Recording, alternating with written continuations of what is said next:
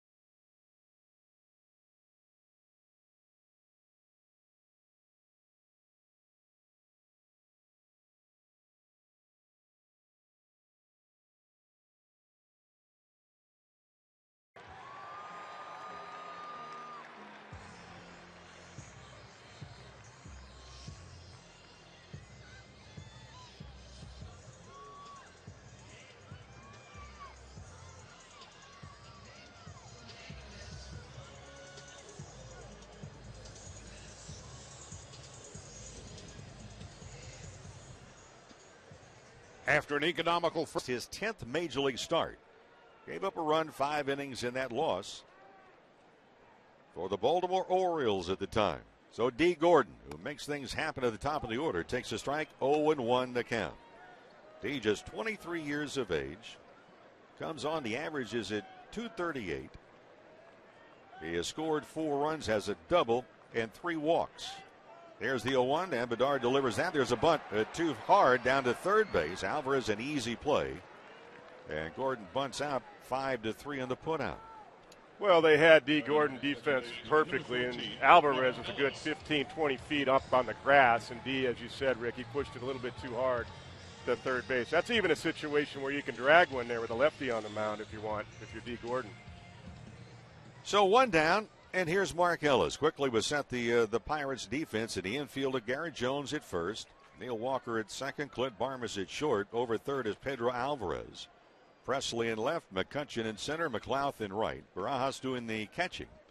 And Bedard delivers. There's a bunt down the third base line by Mark Ellis. Picked up again by Alvarez, and the throw is a wide one. Blocked making the turn was Mark Ellis. He got interfered with by the first base umpire, Wally Bell. And Ellis is erased at second, and all you have to do is listen to the crowd. Ellis had, his path blocked by the first base umpire. Yeah, he had the right intentions of going to second base, but the umpire in that situation, he's part of the play. So it's not interference. That's at the runner's discretion right there. And he was blown up rather easily at second base. So first pitch to Ellis, he lays down the bunt. That goes an infield single. There was no error because Ellis did not successfully advance to the next base. But that put out 4-6. Now they're 2 down.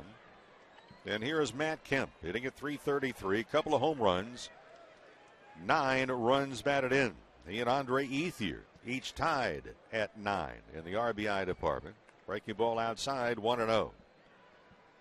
For Bedard, going for the Pirates, his first outing, 1 run, 7-inning performance against the Phillies on opening day, but he lost that matchup.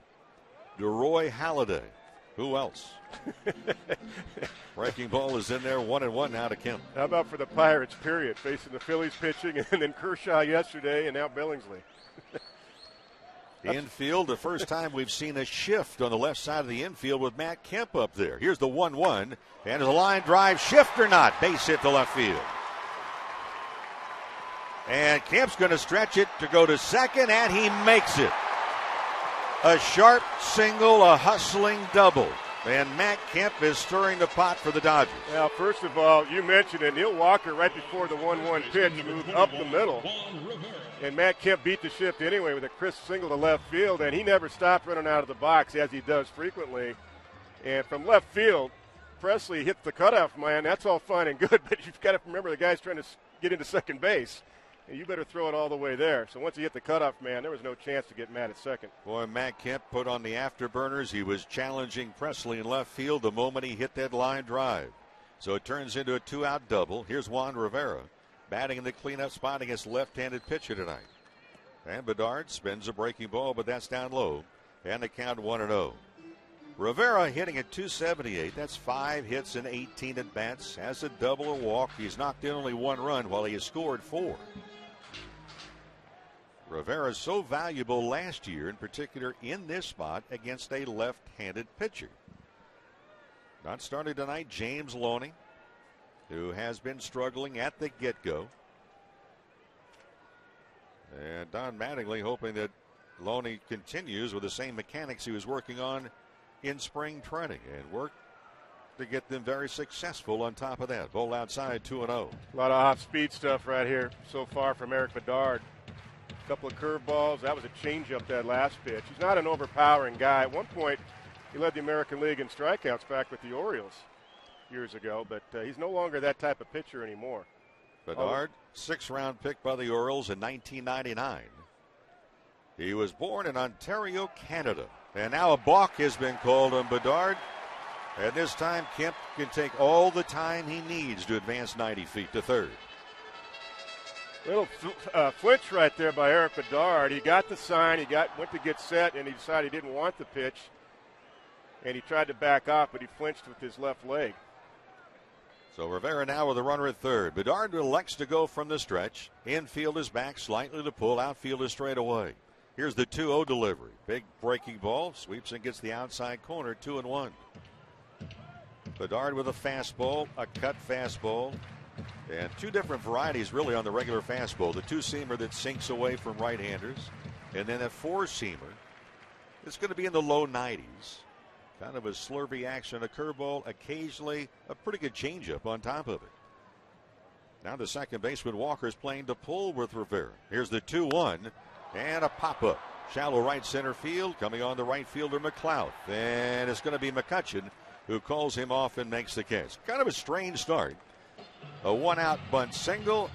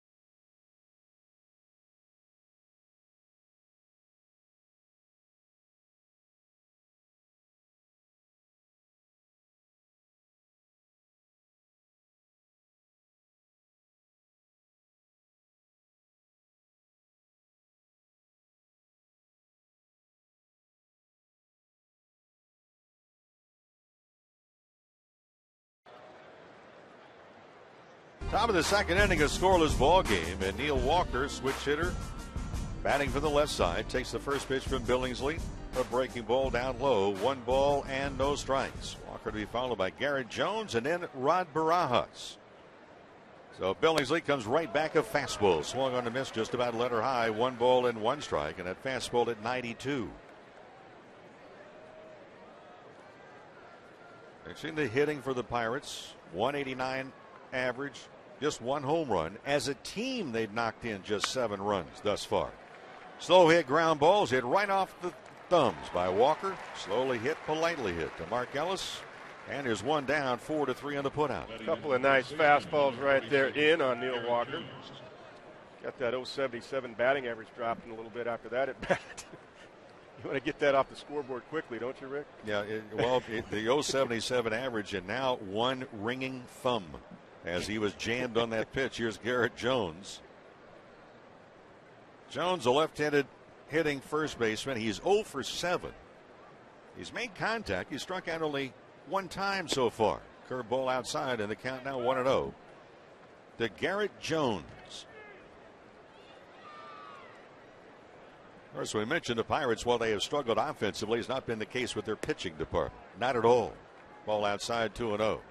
Starting pitching, second best earned run average, only second to the Philadelphia Phillies.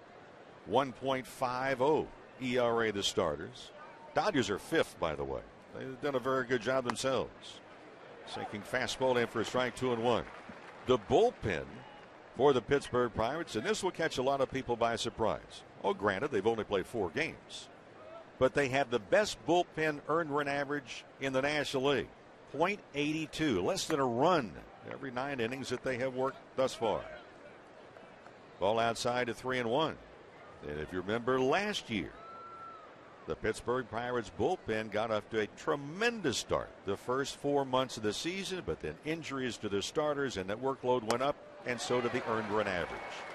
Swing and a miss and a good fastball to count now 3-2. Yeah, that's a good 3-1 fastball outside corner, 92 right there for Chad. No messing around. I like it. No cutter there. Infield to pull. Uribe, the third baseman, is about 30 feet off the line. Here's Billingsley's payoff pitch on the way, and it's reached for, hit foul off to the left side. If you're looking at how well a pitcher is going, it's not just the strikes and the balls and the number of outs. Look at the swings, and that was a very tentative swing at a 3-2 pitch. Very defensive swing, absolutely 3-2 right there. Another good fastball. Jones waits here, again's the payoff, and a line drive, just foul. Juan Rivera actually reached out. The glove hand is to the foul territory side. He thought he had it play for an instant. He did, and Juan is playing him to pull. He's about a stride and a half from the line on the right side. Old Dodger infield is playing to pull. So 3 balls and 2 strikes. This will be the third attempt on the payoff pitch by Billingsley. Infield is all the way to pull. Outfield is straight away. Ellis sets on the outside corner. Here's the pitch. Ground ball hit up the middle. And Mark Ellis has it going towards center field. The throw's not going to be nearly in time. Well, that infield playing to pull did not get Ellis in a very good fielding position to begin with. Amazing he even got to the ball. It really is. He normally would have had that play no problem, but because the little bit of a shift was on there, expecting Garrett Jones to pull the ball, he had the hole taken away on the right side, but he had to go to his backhand and really couldn't get much on the throw. So a runner at first, 1 down. Rivera will hold Jones over at first, who is not a burner. The Pittsburgh Pirates have not been burners this year at all so far. Rod Barajas is the batter. For Barajas, he's 1 for 10. Has a double with the Dodgers last year, right-handed batter. Open stance. Here's Billingsley's pitch, and it's to the strike zone. 0-1. The Buccos, for example, have 4 stolen bases in 5 attempts. Half of their total in the stolen bases are by Andrew McCutcheon, who is a perfect 2 for 2. So Presley has 1. Tabata also has 1. Tabata started last night. He's not in there tonight. Here's the 0-1. Outside corner. 0-2. And this is a different Chad Billingsley than what we saw even a week and a half ago, 2 weeks ago in Arizona. Yeah, he's powering the fastball again. He's staying with that. I mean, you take a video of that game he had against San Diego, and just I'd be looking at that before every start. Model that.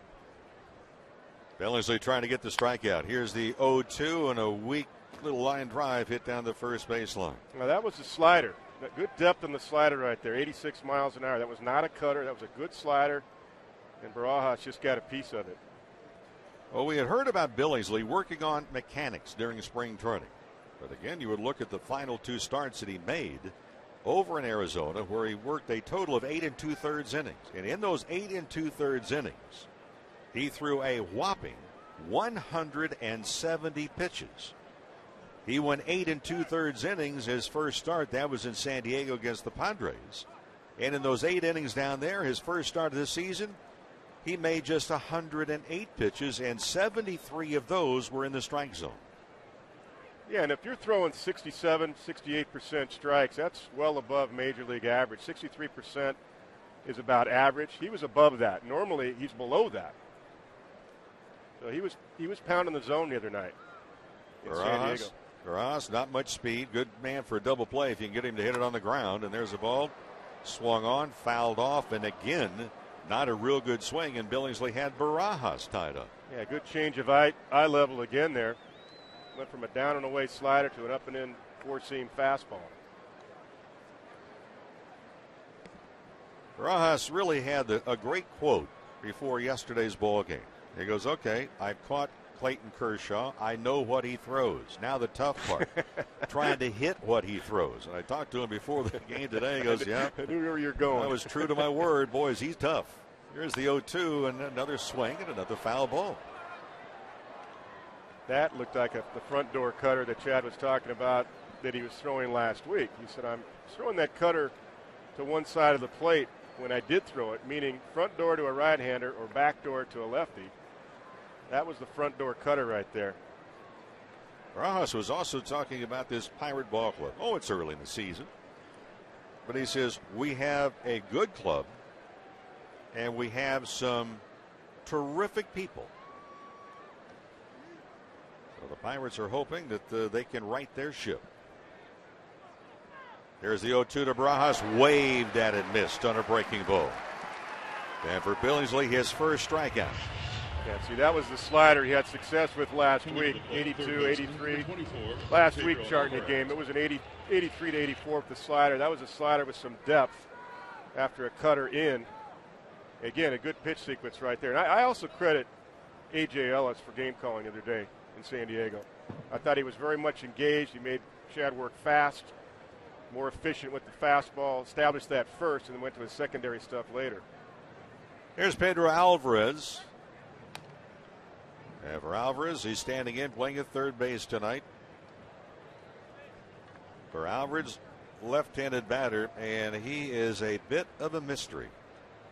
When you start to look at the opportunities he has for a major league career, he's a #1 pick by the Pirates out of Vanderbilt.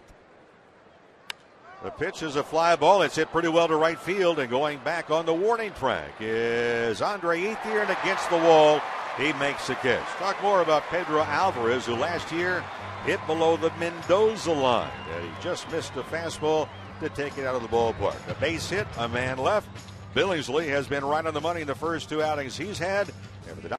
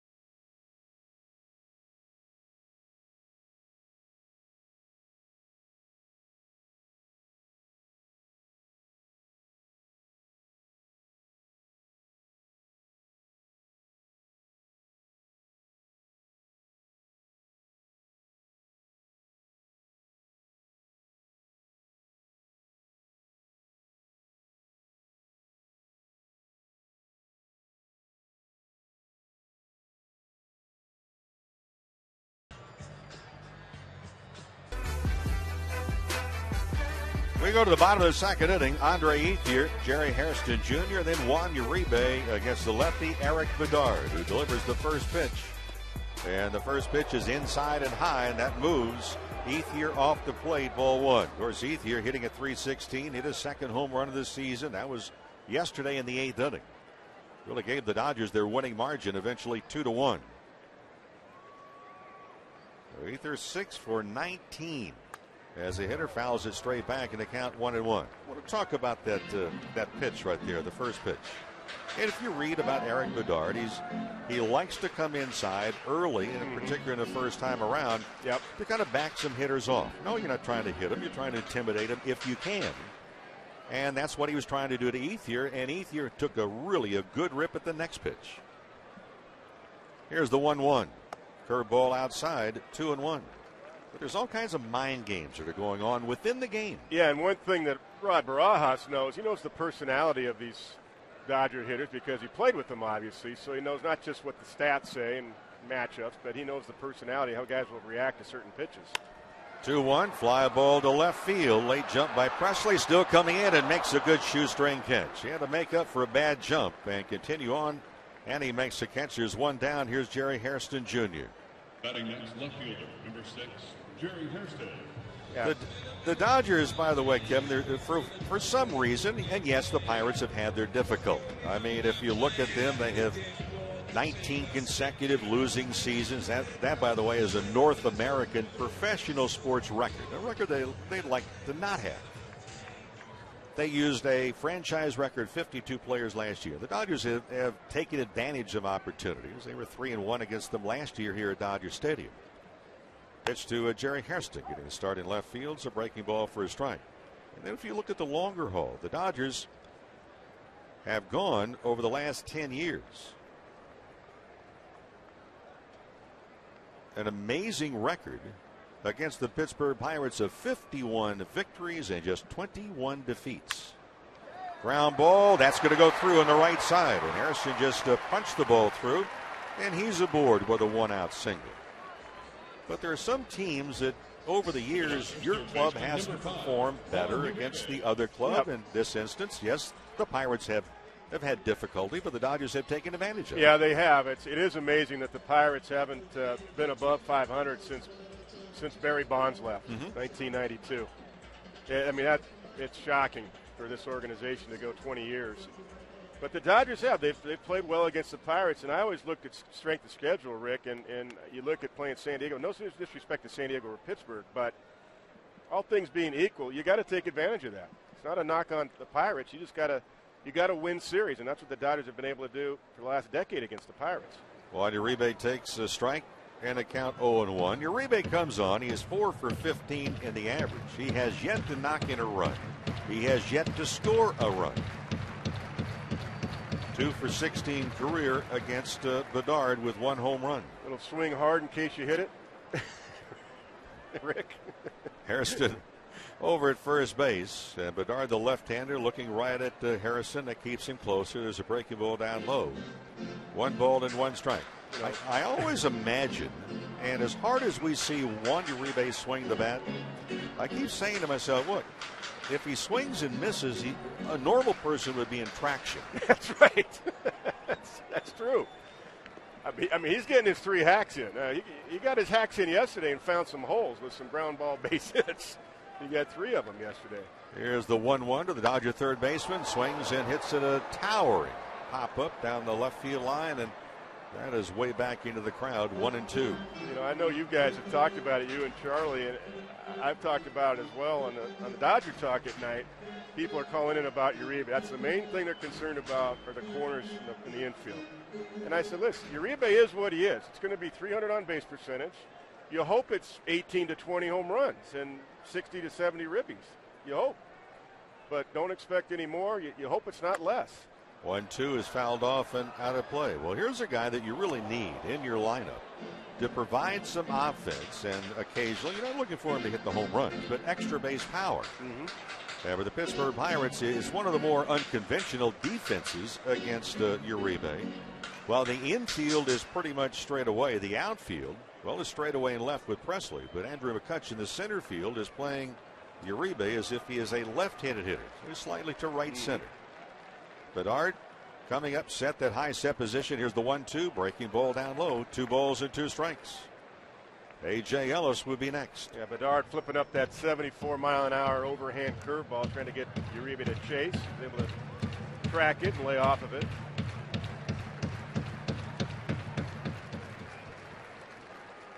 Uribe, that slightly closed stance. He positioned himself rather close to home plate to begin with. Hairston leads off at first. And Bedard delivering the 2-2 is a fly ball. That's hit to straightaway center field. McCutcheon will have an easy time of it. And McCutcheon makes the out. There are 2 down, and here's A.J. Ellis, the catcher. Doubled up on the curveball right there. That one a little bit harder. 77 miles an hour, and Uribe couldn't square it up. Well, folks, we had the opening day ceremonies here at Dodger Stadium yesterday that opened up in 1962. It's been a landmark for 50 years now, Dodger Stadium. And Saturday, you can take home a piece of history with your very own Dodger Stadium replica commemorating opening day 1962 is presented by State Farm. For tickets and information, go online, Dodgers.com/promotions. A.J. Ellis takes a strike 0-1. A.J. has done a terrific job behind the plate so far with the bat, hitting a .250, a home run, couple of RBIs. 3 for 12. 4 walks and 4 strikeouts. So he normally puts the ball into play. The 0-1 is taken inside. 1 ball, 1 strike. And he's done a nice job in this situation in the 8th spot with 2 outs and the pitcher on deck at drawing those walks. So you get the pitchers at bat out of the way. Not that Billingsley can't get a base hit, but you'd like to lead off the next inning with D. Gordon. You would think the odds would say that Billingsley is not going to collect a great number of hits during the season. Here's the 1-1 pitch. And Ellis stays off of that one. It's high and outside. 2 balls and 1 strike. Asking Billingsley the day after his victory in San Diego. Had him on the pregame show. We talked about the pitching, and I said, so what would you like to say about the hitting? And he says, I'd like to say that the interview is just about over, isn't it?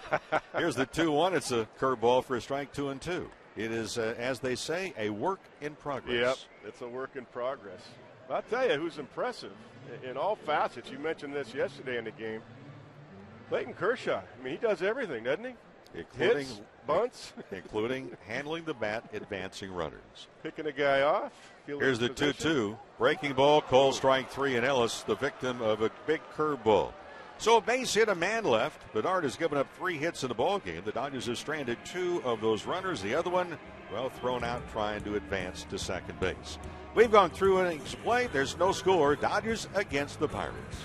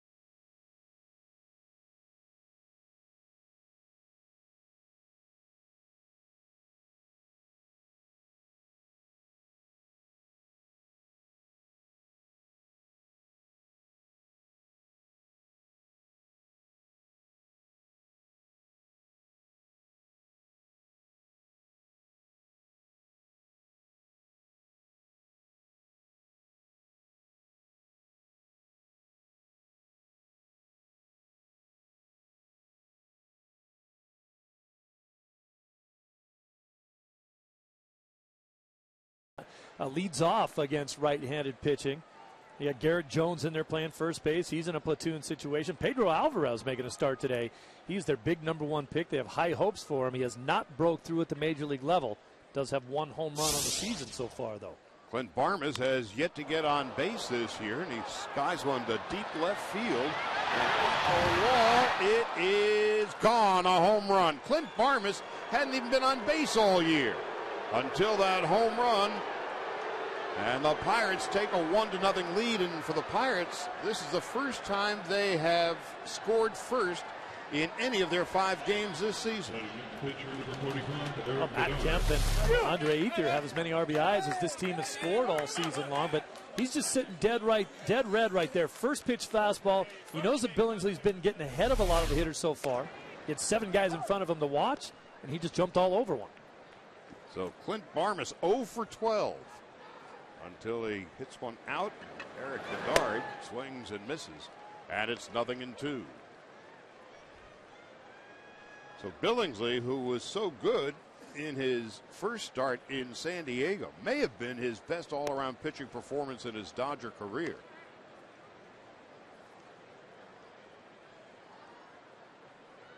He struck out 11, walked only 1, 3 hits in 8 1/3 innings. And Barmes, the one-time Colorado Rocky, gives Pittsburgh the early lead as Bedard bounces to second.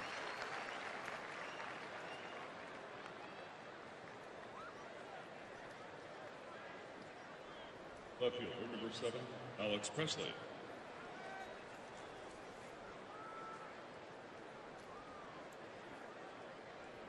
Last year, Billingsley, in 188 innings, gave up only 14 home runs. He's given up his first of the season. Alex Presley, who was batting second last night, has a base hit in each of the Pirates' first 4 games, a bunt up the third baseline. Uribe, the bare hand, the throw, and they get to Speedy Presley by a half a step. Now this is the type of team that they want to be at the top of the lineup. Bunt and run. Watch Uribe is a little bit indecisive there. Should he glove it or barehanded? He goes with the bare hand and then just has enough time to throw out the Speedy Presley at first. Now Nate McLeod steps into the batter's box. Bounced to second base in his first at bat. I had a nice conversation with McLeod before the game today. You know, he signed that free agent deal with Atlanta and everything went south for him. He just said he's so happy to be back in a Pittsburgh uniform. A fly ball to center field. Kept going back. On the warning track. Down about halfway between the lip of the grass and the wall. 1 run, 1 hit on the Barmes home run. The Dodgers have some work to do in the bottom half of the third.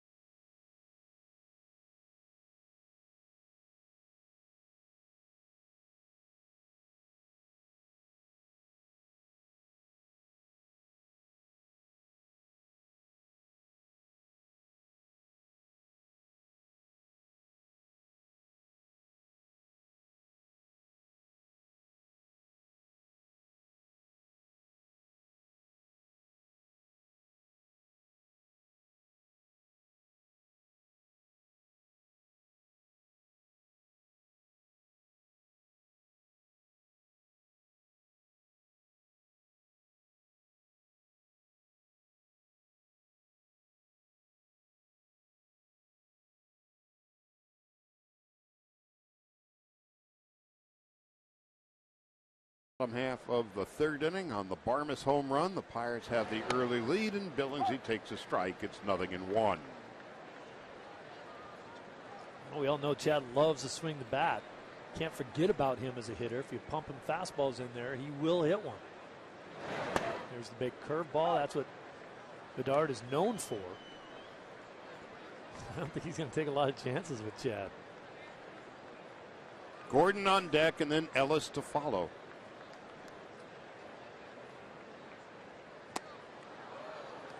Second strikeout for Bedard. And that is the first out of the bottom of the third. Just a reminder, as you enjoy a cold one, to look forward to Miller time later in tonight's game. Brought to you by Miller Lite.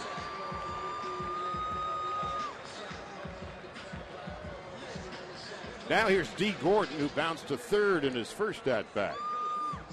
Gordon 5 for 22.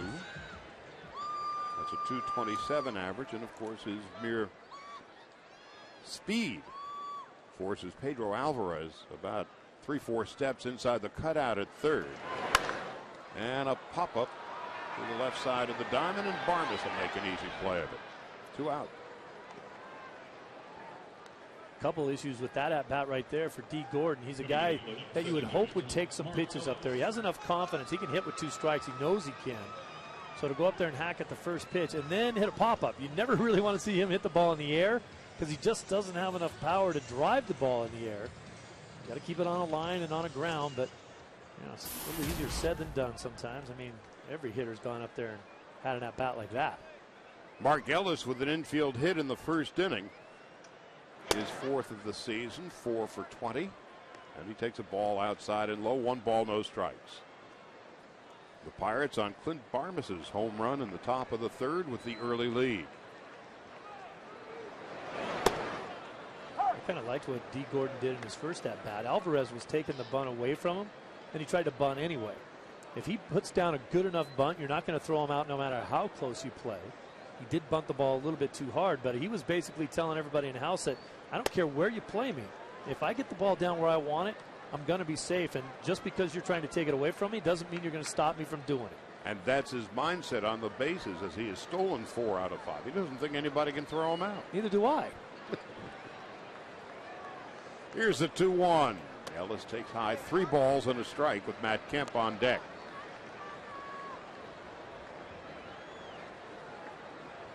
Matt stretched a single into a double in his first at bat.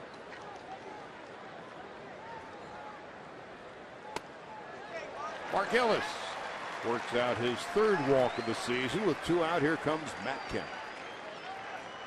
Dodgers center fielder, Matt Kemp. Playing in his 371st consecutive game. That's the longest consecutive game streak of anybody in the major league. Kemp and Ethier each with 9 runs batted in, second only to the Cardinals' David Freese, who has 10.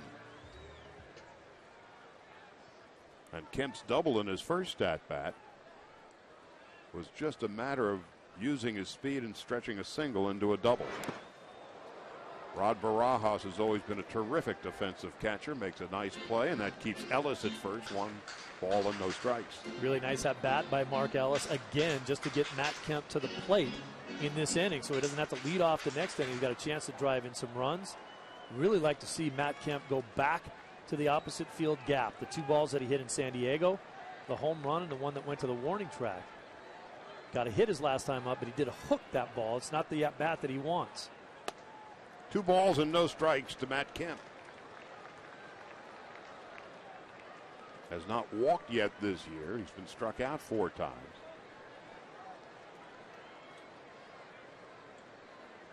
Eric Bedard, back in 2006 and 2007, 28 wins, 15-11 and 06 with the Orioles, 13-5 in Baltimore in 2007. And of course, the Orioles were not very good then. They sent him to Seattle. He had arm problems. Hadn't been the same pitcher for a number of years now, but Pirates really liked what they've seen from him so far. That's the big breaking ball again. You're going to see it a lot.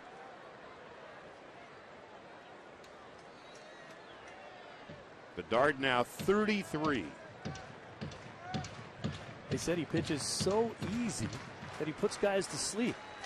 It's almost like he's just playing around out there. His motion is fluid, it's soft, it's easy.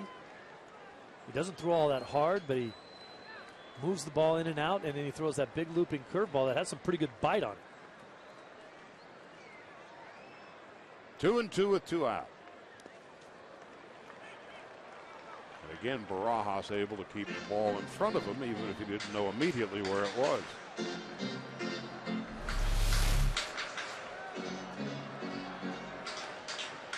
It's a big man moving around back there. He's got quick feet, good body control, Barajas. No, the Dodgers were sad to leave, to let him go. Obviously, Pittsburgh came up with a nice deal for him, but everybody loved pitching to him. He was a great teammate. He and Matt Kemp were the best of friends. On 3-2, Ellis is off and running, and it's lined down the right field line, foul.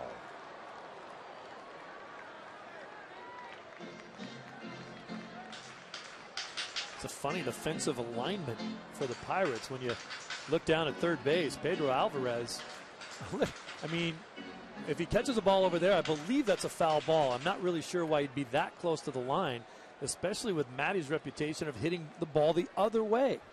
And the second baseman, Walker, shaded practically behind the bag. Now on 3-2. Ground ball. Backhanded play by Walker. The throw to first not going to be in time.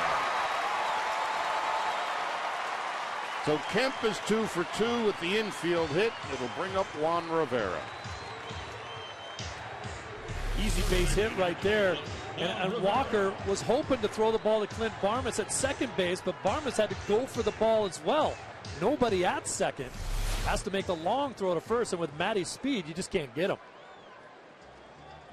9th base hit of the season for Kemp.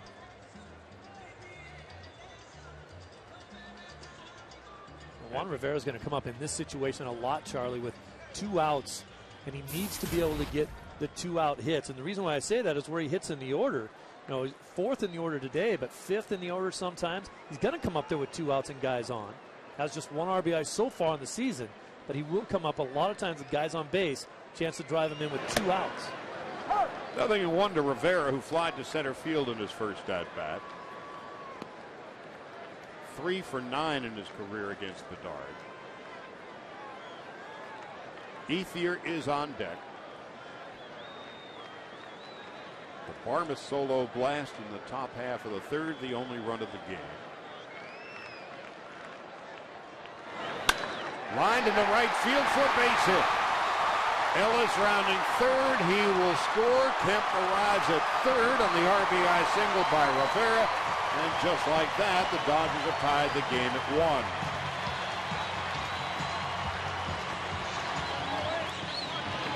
1. Now, not to beat a dead horse, but you go back to the Mark Ellis at bat. Huge walk with 2 outs. That got Matt Kemp to the plate. Matty had a good at bat, and then an outstanding at bat by Juan Rivera. As we talked about, with 2 outs, you have to get the hit to drive him in. You can't hit a sacrifice fly.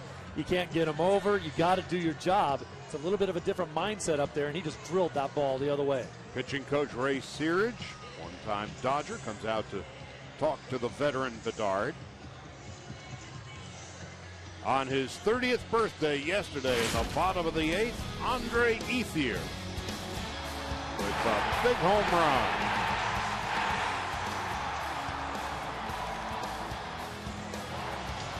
Happy birthday.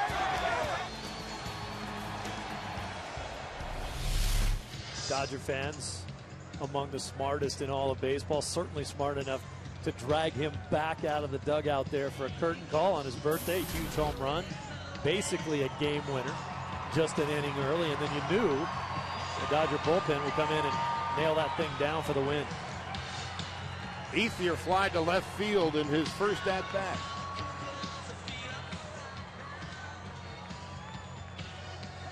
So the Dodgers now with runners at the corners, a 2-out rally has tied the game. Jerry Hairston Jr. is on deck. Ethier takes a strike.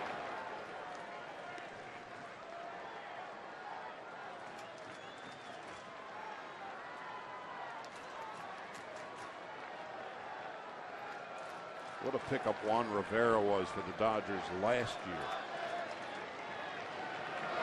First base tonight as Ethier fouls it back. It's 0-2. You think about Andre Ethier and the health of the knee and the overall health that he has right now. We're seeing the player that he's supposed to be, that he knows he can be. And it wasn't too long ago when pretty much everyone was calling him Captain Clutch with all the walk-off home runs and the walk-off base hits that he was amassing for his career totals. It was ridiculous. Slowly hit to second.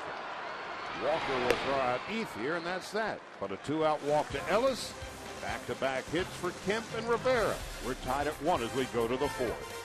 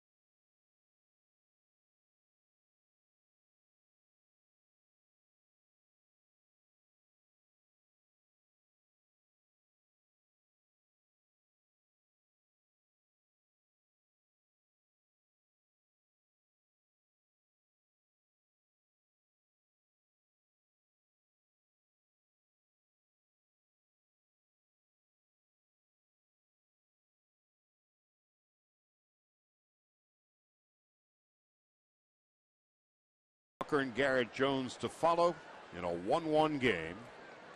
38 pitches, 28 for strikes for Billingsley. He misses outside, 1 ball and no strikes. McCutchen is 5 for 16 so far this season. And it's 1-1. When you talk to the Pittsburgh people, it is McCutchen and the fellow who's on deck, Neil Walker, around whom they want to rebuild this franchise. A foul back and out of play, and it's 1-2.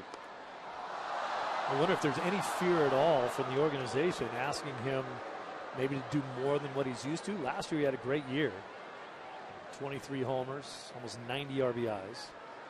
They bump him down to that number 3 spot, and now they're asking him to drive the ball out of the ballpark. Does that change a guy? Now there are greater expectations. He's opened up his stance a little bit, maybe to get a little more pop in that swing. You know, he's not a big guy, but certainly a strong. And a very fast runner. He's already got a couple of stolen bases. The 2-0, or I'm sorry, the 2-2 is a call strike 3. Second strikeout for Billingsley, and it's the first out of the 4th. Now this is the cutter that Billingsley will throw, and that's a good one right there. Just a little movement late, just enough for McCutchen to give up on it, thinking that it's inside, and it comes back and hits the plate. When his cutter gets big and looks a little bit more like a slider, he loses control of it, and it flattens out. That pitch is useful for him. Neil Walker is just 1 for 14 so far this season. Switch hitting second baseman takes a strike, 0-1 as a hitter. And pitch recognition, of course, being so important. How can you tell the difference between the cutter and the slider? Well, these days, almost, Charlie, it seems to be more semantics than anything else. What I think is a slider, old terminology, a lot of guys today are calling that a cut fastball. And to me, a cut fastball moves like that one that struck out McCutchen, just a little bit. A slider is going to break a foot or more. Sometimes we see guys saying they're throwing their cutter, and it's breaking a ton. I just think that Chad kind of fell in love with his cutter a little bit, and it really got him in trouble because he couldn't command both sides of the plate with it, and it would flatten out. You throw a bad cutter and it backs up on you, that's a ball that just spins and doesn't do anything. Those balls get hit. Billingsley 11-11 last year in 32 starts and an ERA of about 4.25. We asked him in the pregame show the day after his start, did he throw fewer cutters in his last start against San Diego? And he admitted that yes, he did.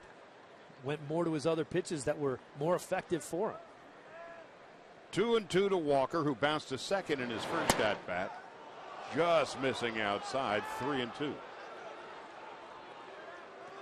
You see the demeanor of Chad this season so far. Obviously, we're only 2 starts in, but he gets the ball, he gets back on the mound, and he wants to pitch. That's when you know he's going good. With Garrett Jones on deck, the full count pitch to Neil Walker. Easy play for Billingsley. 2 out. On Saturday, you can take home a piece of history with your own Dodger Stadium replica commemorating opening day 1962. Presented by State Farm. For tickets, visit Dodgers.com/promotions.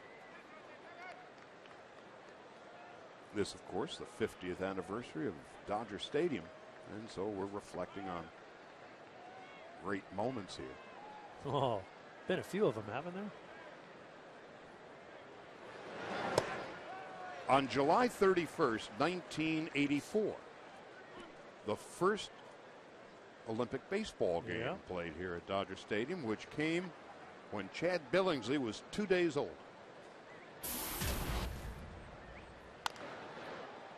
Well, my father is visiting from Fort Wayne, Indiana for a few days here. He's in the stadium tonight.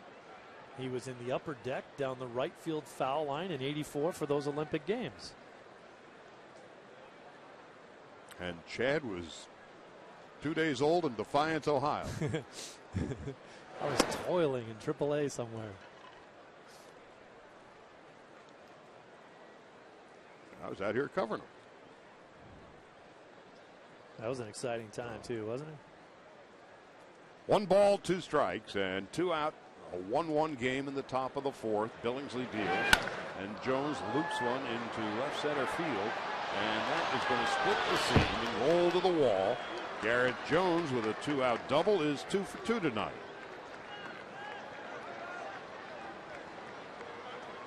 Garrett Jones, when he gets back to the bench, he'll probably say, this wasn't my best swing, but watch him go down. Watch the bat head drag right there. He's out in front on his front foot a little bit, but his hands stay back well enough so that by the time the bat head comes through the zone, he's still able to square it up with a little bit of pace on it. And as you said, just split the seams right there. Now he's on second base. With Rod Barajas coming up, Barajas struck out swinging in his first at-bat. 2 strikeouts for Billingsley, no walks. Dodgers have out hit the Pirates 5-3. It's tied at 1 in the top of the 4th. Barajas, first ball swinging into short right field. An easy play for Ethier, and that's that. No runs and 1 hit after 3.5. Pirates and Dodgers are tied at 1.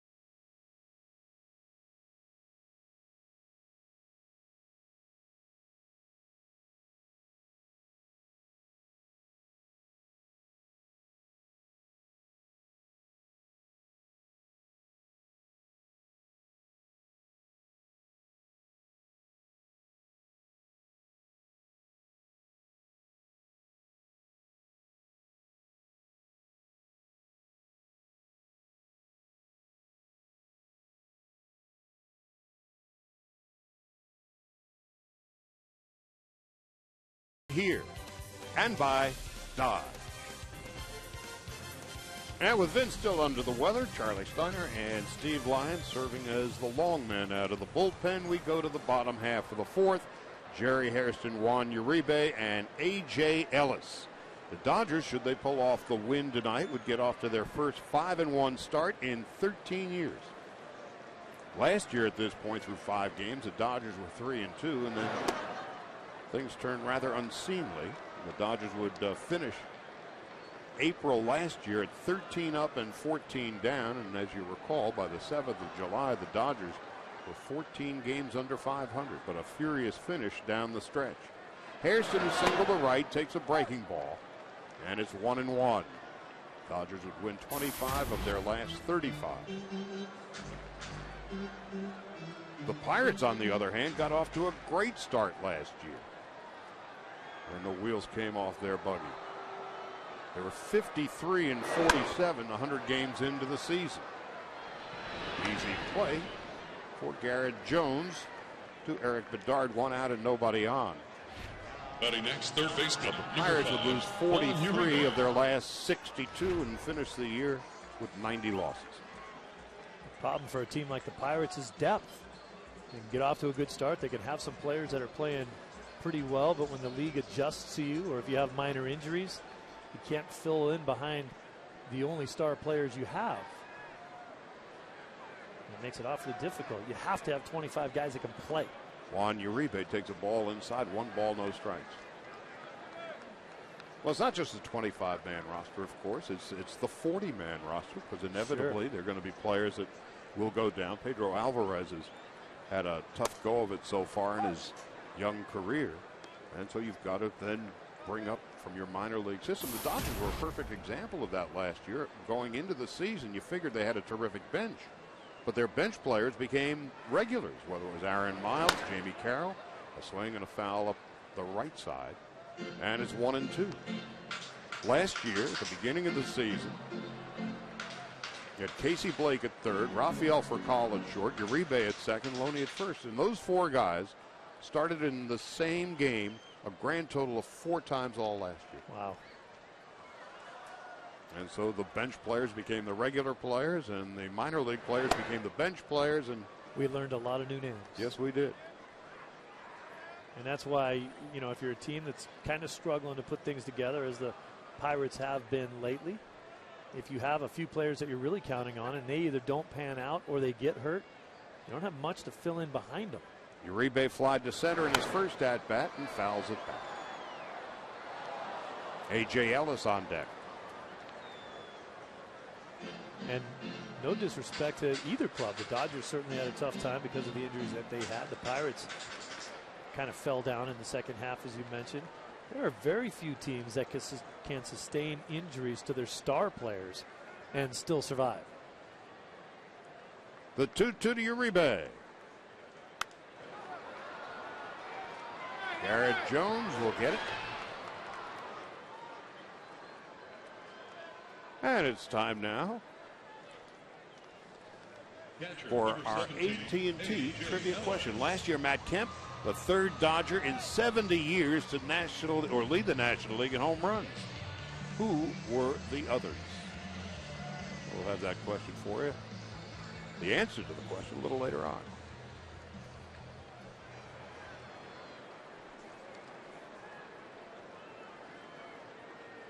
Kemp with 39 home runs last year.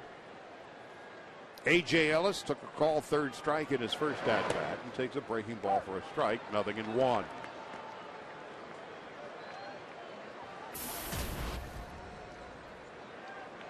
The Pirates have played nothing but one-run games the first week of the year. Dodgers beat them 2-1. They were shut out by Halladay on opening day in Pittsburgh, and then back-to-back walk-off wins.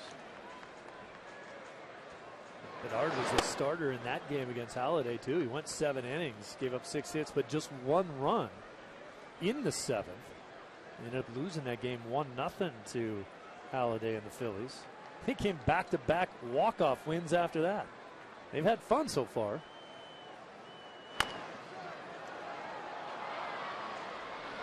Bedard makes an easy play of it and makes easy work of the Dodgers in the bottom of the 4th. We're tied at 1 as we head to the 5th.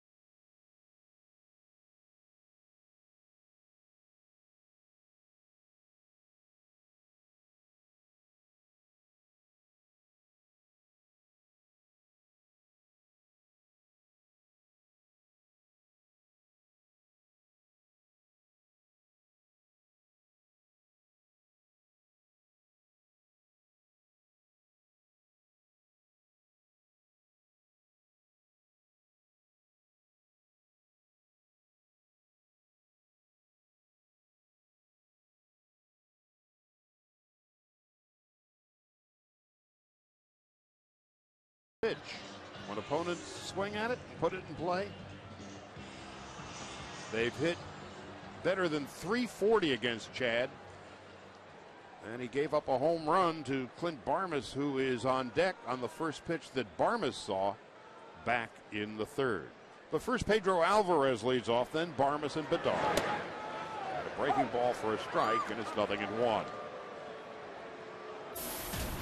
Pedro Alvarez got off to the decent rookie season. Last year he struggled, and this year it's not been much better. 0-2. Talked to Clint Hurdle before the game, and he said he feels like they've started to make some adjustments with Alvarez at the plate.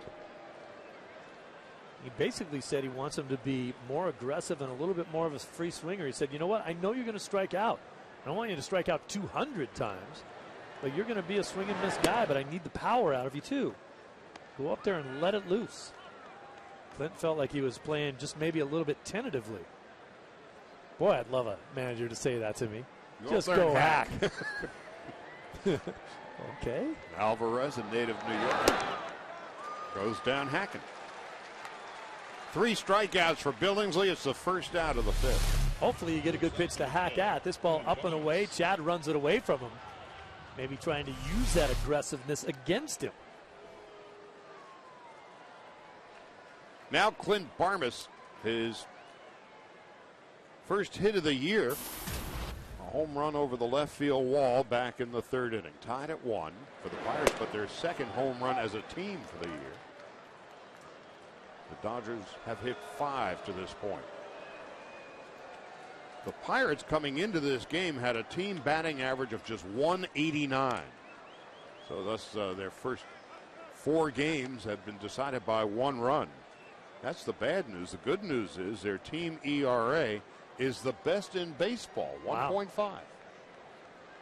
Not giving it up. Clint Hurdle was so funny before the game, some of the things that comes out of his mouth. He said, we know we're not a great offensive club. We really have to do a lot of things right in order to be successful. He said, sometimes I feel like our offense is put together with chicken wire, duct tape, and spit.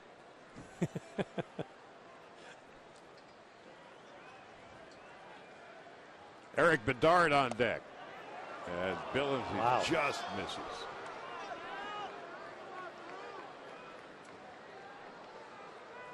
That looked like another little cutter on the inner half to Barmas, and Barmas couldn't pull the trigger.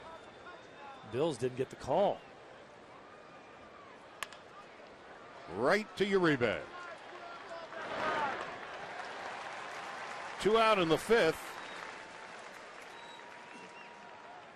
For the Pirates, pitcher number 4. And when Billingsley is going well, his pitch count is manageable. Roughly 15 or so pitches per inning. And here we are into the 5th. And Billingsley has done quite nicely. 3 strikeouts, no walks. He's really stayed away from the 3-2 counts on every guy. His last 2 starts in spring training, he went 8 1/3 innings and threw 170 pitches. We were there for a couple of those starts, and it just seemed like every hitter that came to the plate, it was 3-2, 3-2, 3-2. Foul off a couple pitches. I think the worst feeling for a pitcher is to go 3-2 on a guy, let him foul off a few pitches, and then he gets a hit. Threw 108 pitches last Friday down in San Diego when he threw the 3-hitter. Struck out 11 and walked 1.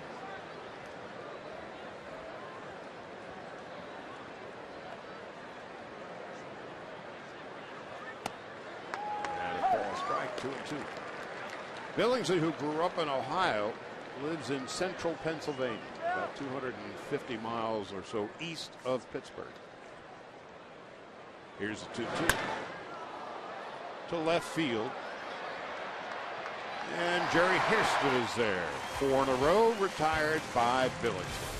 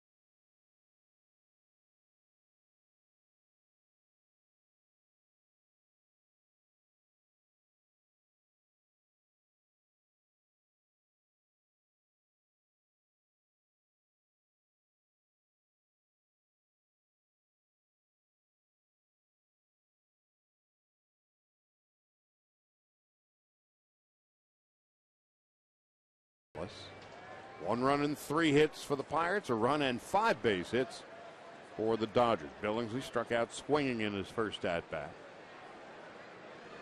And Bedard has been on top of his game, delivering a fastball for a strike and is nothing in 1. Bedard doesn't break much more than 90 miles an hour anymore. And the 0-1. And after a couple of years of arm woes, it looks like he has returned to what we saw of Eric Bedard 4, 5, 6 years ago.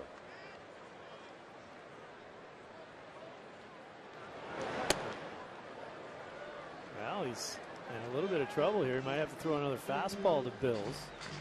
In his last at-bat, he threw a fastball and then broke off 2 nasty curveballs to get Billingsley. Might see him get a chance to swing. To right field. Down. It wasn't the prettiest catch you'll ever see by Nate McLouth. But that's the first out of the 5th. Nate had to get on his horse for this one, but he might have overrun it just a little bit to his right. Now he has to reach all the way back to make the catch. That's not an easy thing to do. Not exactly what he was trying to do. Look at this. Could have limboed under something. Made the routine look spectacular, didn't it? Chad gave it a ride. 1 out, nobody on. D. Gordon looking to get on base for the first time tonight. He's bounced to third, popped to short. And the corners are pinched in at third and first. Got a ball inside and high, 1 ball, no strikes. And the second baseman, Neil Walker, relatively shallow at his spot because of the speed of Gordon. He changes everything. You look at the way the defense is set up for D when he comes up. Third baseman way in. You have the shortstop playing like double play depth. Same thing with the second baseman over there. Those guys would normally be back almost on the grass. 2-1. And of course, the first baseman, Garrett Jones, is in and off the line. If Gordon gets it past him the way D can run, that's almost a triple. 2-2. Now everybody will back up a little bit, but the infielders know they're going to give up a little bit of range by playing closer, but they have to get the ball quick enough so that they can throw to first in time to get him out. And then when he gets on, he changes only everything defensively. Mark Ellis, who's on deck, more likely to see more fastballs.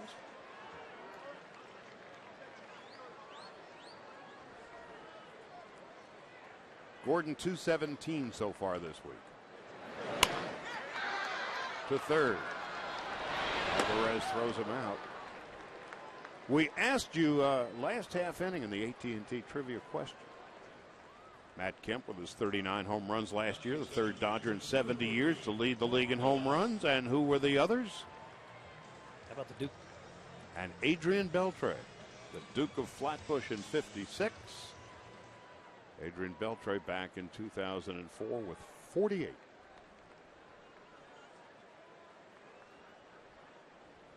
Two out, nobody on. And Mark Ellis has a hit, a walk, and he scored the only Dodger run of the night. Takes a strike, nothing in 1. Right now, Eric Bedard seems he's in a very smooth rhythm. Lulling everybody to sleep with his fluidness out there. He's just so easy.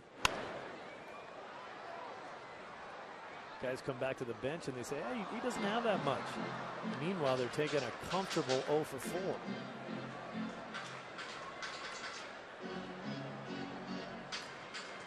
Ellis 4 for 20 in his first week with the Dodgers with 3 walks.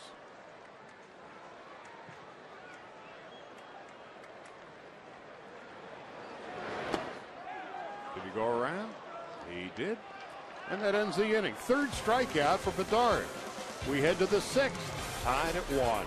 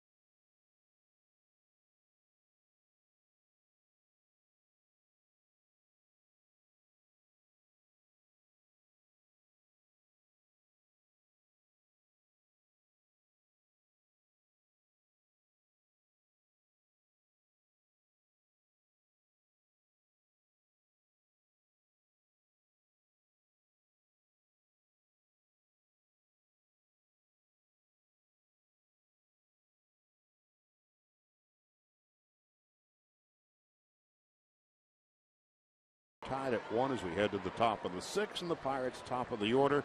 Alex Presley, who is 0 for 2. Short, bounce to third, takes a strike, it's 0-1. Nate McLouth on deck, and Andrew McCutcheon to follow. So Chad Billingsley has turned in so far his second outstanding start. As Presley went around and gets the fist of Brian Knight, the crew chief, the third base umpire. Mike Winters is the crew chief. I beg your pardon, is the home plate umpire. Calling balls and strikes tonight. He's out of San Diego State, Winters is. The 0-2. Swung on and missed, strike 3. Billingsley, 4 strikeouts now, 1 out and nobody on. And typically this is the inning where you have to start keeping a little bit closer eye on Billingsley, and he's showing no signs of faltering in this inning so far. Just blew away one of the more dangerous hitters in that lineup, not because of his power, but because of his speed. Well, again, he's not wasting very many pitches. Against right-handed pitching, Presley will lead off for this ball club. Against lefties, Jose Tabata, who's not even in the lineup, generally leads off. Boy, that was good right there. Take the speediest guy on their team, leading off an inning in a 1-1 game, starting to get late. Blow him away and go to work on everyone else. 1 ball, 1 strike to McLouth, who's bounced to second and flied to center.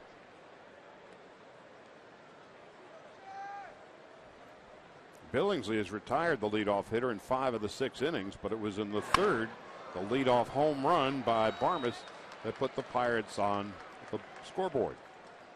McLouth with a single to right. Friday night fireworks at Dodger Stadium back for 2012, and this Friday night, the first fireworks display of the season. The show will honor award winners who've been part of Dodger Stadium's 50-year history. After the game, all fans are invited onto the field to enjoy the fireworks. For tickets, visit Dodgers.com/promotions.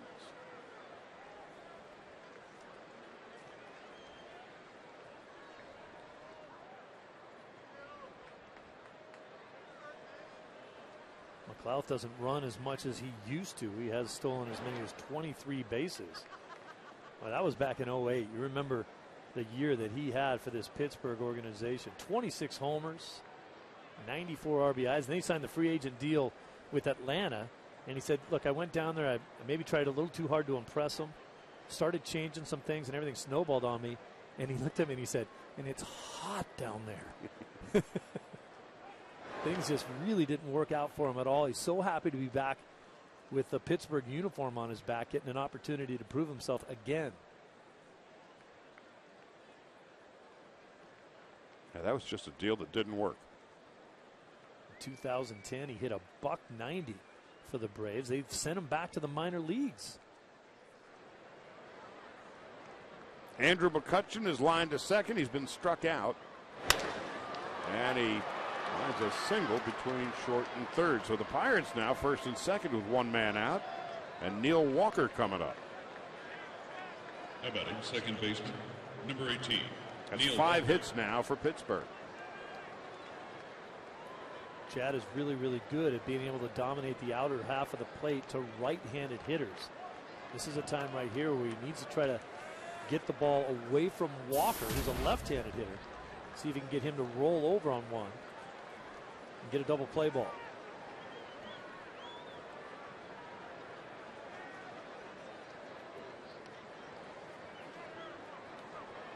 Walker's bounced to second base twice. And Billingsley overthrows a fastball. 1 ball, no strikes, 93 miles an hour. Billingsley had 76 pitches, 54 of them for strikes. That was really sort of a purpose pitch. I think they wanted to show Walker in so that they could pitch him away. But Bills didn't get it to the location he wanted. Gordon, underhanded toss, double play. So Walker lines into the double play. McLouth is caught napping. 1-1, we head to the bottom half of the 6th.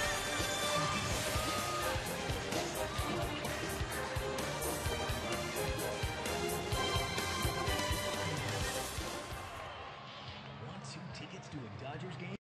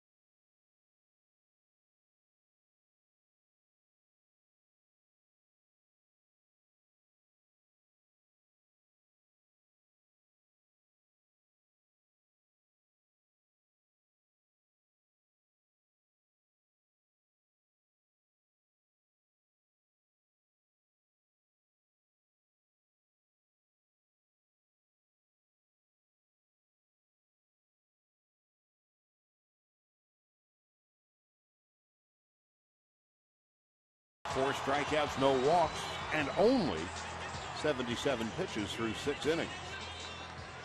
Eric Bedard has been terrific as well. Matt Kemp has 2 of the 5 hits off Bedard. Stretch a single into a double. And a call strike, and it's 0-1. Look at the defense, Charlie, for Matt. They're playing him to pull the ball in the infield. A lot of guys, Mark McGuire was known as a guy who would pull the ball in the infield, and when he hit the ball in the air, he was more of a straightaway player. But I disagree with this alignment, because we all know Matt's best opportunities, his best power, and where he tries to hit the ball is to the right side of second base.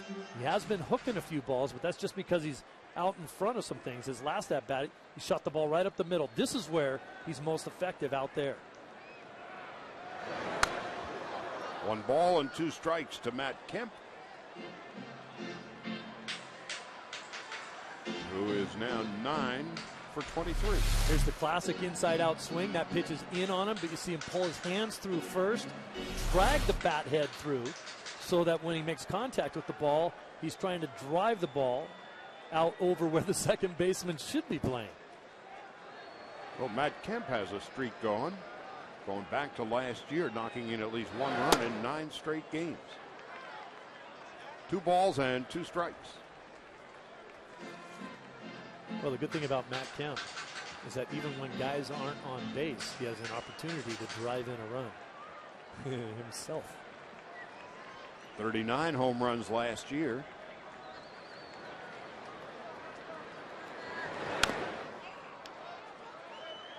The RBI streak, 9 straight dating back to last season, ties a Dodger franchise record set by Roy Campanella in 1955 and Augie Gallen in 1944. So if Kemp can get himself right number 39, Roy Campanella. Kemp gets an RBI tonight, he'll set himself a franchise record. Think about how tough that is to do. Sometimes you're just not given the opportunities to drive in runs in 9 games in a row. Yep, Matt Kemp with a leadoff single is 3 for 3 tonight. That's just great, quick hands from a tremendous athlete. They kept trying to get in on him. He kept trying to shoot it the other way. And he just kept fighting it off and just dumped it into left field. Matt with 40 stolen bases, of course, last year. 39 home runs, 1 home run shy of the 40-40 mark. And he was saying in spring training, why not go for 50-50? Love the optimism. Confidence. Kemp off to a great start. Juan Rivera, single to right, drove in the Dodgers' only run of the game back in the 3rd. With a ball inside, 1-0. We talked a little bit about this last night, and maybe as D. Gordon goes, will the offense go for the Dodgers? We know that when he gets on base, he's going to score runs. You've noticed over the last couple nights, hasn't been able to get on base. Just 2 runs last night, just 1 so far tonight.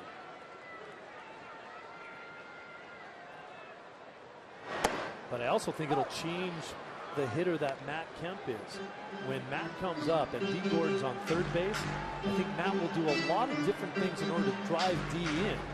And he'll come out of his strike zone a little bit. He'll do things to be a run producer rather than necessarily a home run hitter. And so I think it's possible that he could drive in more runs but hit fewer home runs. As was the case last night, Gordon led off the game, stole second, went to third on an infield ground out off the bat of Ellis. And this could be an issue for the Pirates. No play. Rivera's aboard. The Dodgers have something going. First and second. Nobody out in the 6th. I think they'll score that a base hit. Bedard was falling off the mound the other way. He made a nice effort to try to reach back and get it right there, but he can't. They usually score those kind of plays a hit.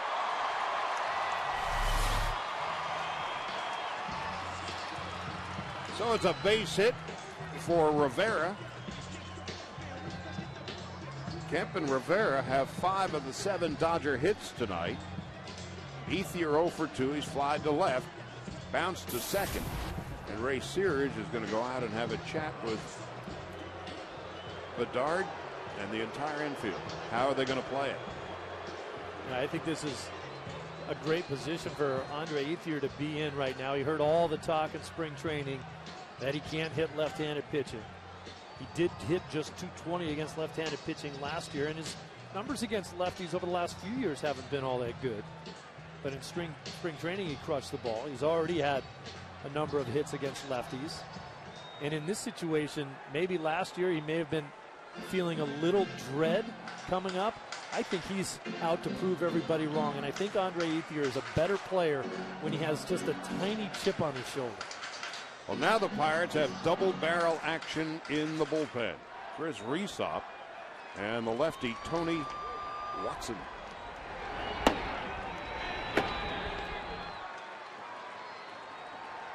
Andre, 2 home runs, 9 runs batted in, first and second, and nobody out. Going outside, 1 ball, no strikes. One of the things I've always loved over the years is watching the big home run hitters in batting practice bunt the first 3-4 pitches. You never know. Andre's been pulling the ball very well this year, and his power, for the most part, is to right field. And I think that he'll be thinking left center field gap to try to drive the ball this way right now. Stay on the ball a little bit longer. Kemp leading from second and Rivera from first. 2 balls and no strikes. So a clean single to left for Kemp. An infield hit for Rivera. And Bedard, who really hasn't been taxed very much to this point, behind 2-0. 3-0. At 91, I think that was the fastest pitch he's thrown all night. Jerry Hairston Jr. is on deck.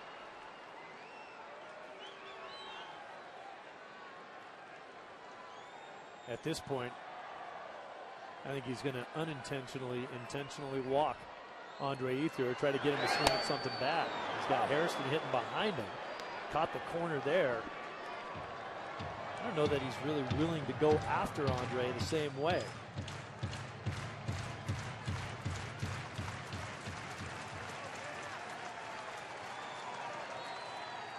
Kemp and Rivera. 3-1, nobody out in the bottom of the 6th. I think Bedard keeps nibbling and hoping to get lucky.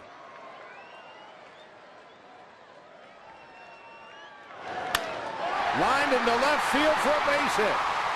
Kemp rounding third. He will score without a throw. For Ethier, his 10th RBI of the season, and the Dodgers take a 2-1 lead.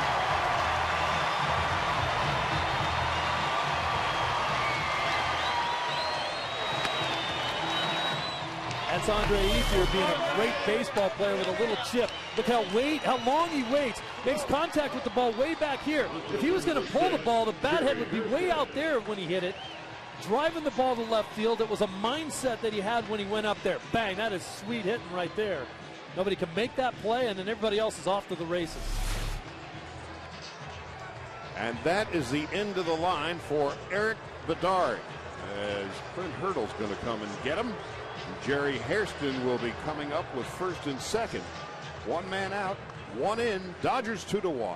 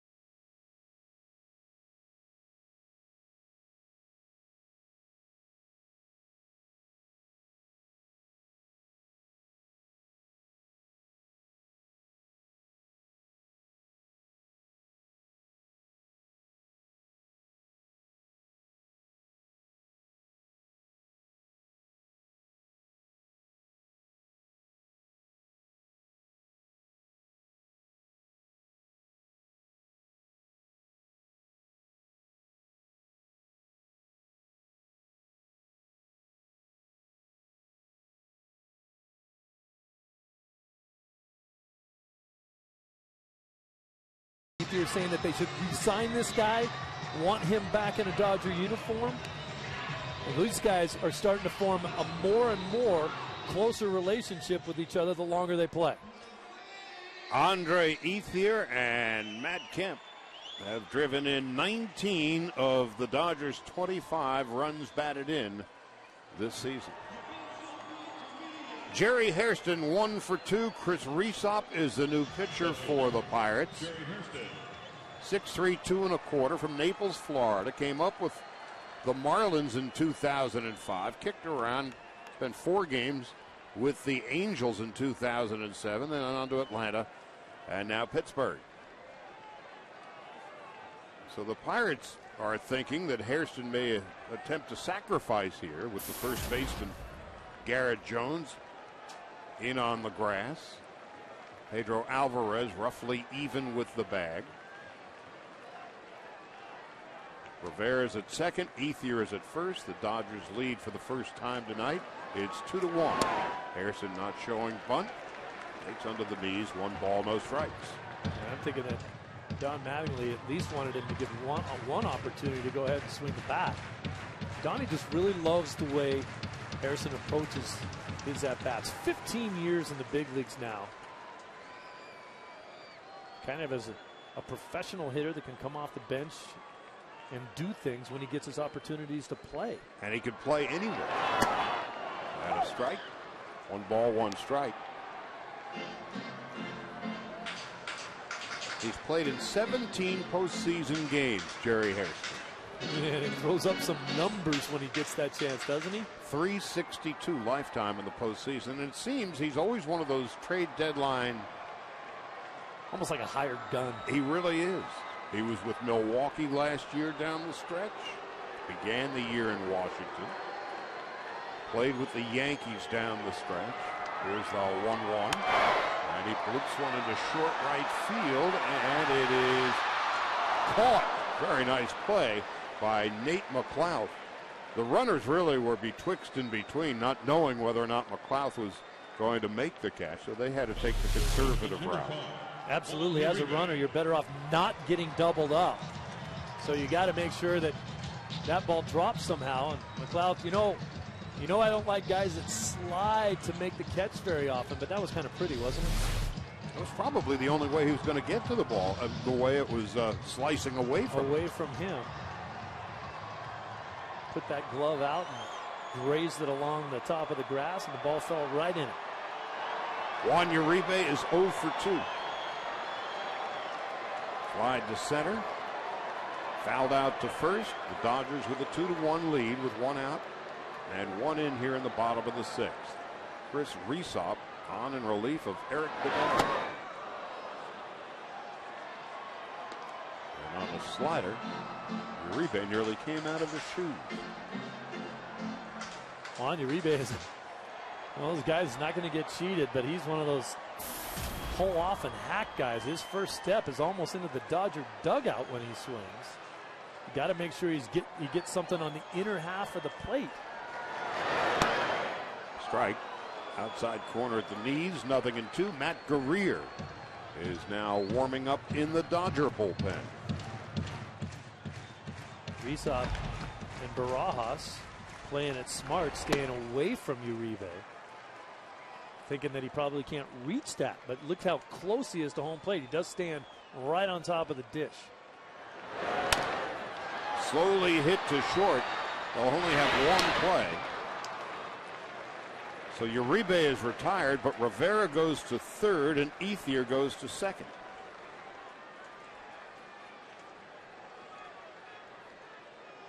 Catcher number 17, A.J. Ellis. Now A.J. Ellis is coming up. Billingsley is due to hit next.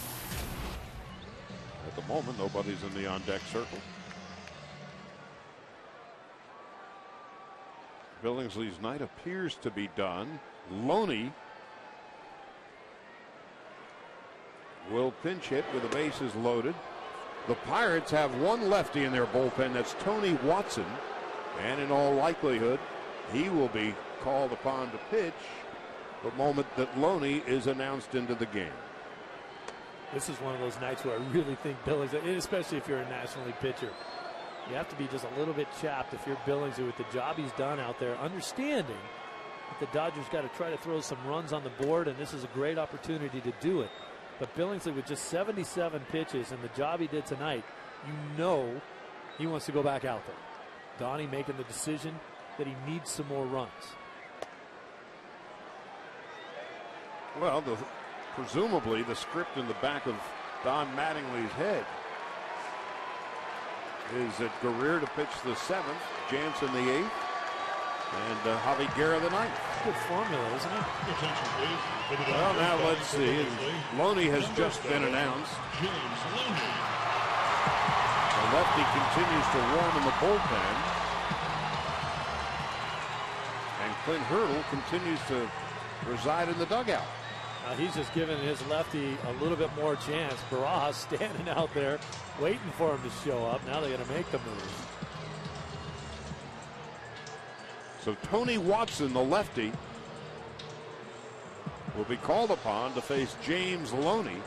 Now, does Don Mattingly call Loney back? We'll find out when we come back to Dodger Stadium in the bottom of the sixth.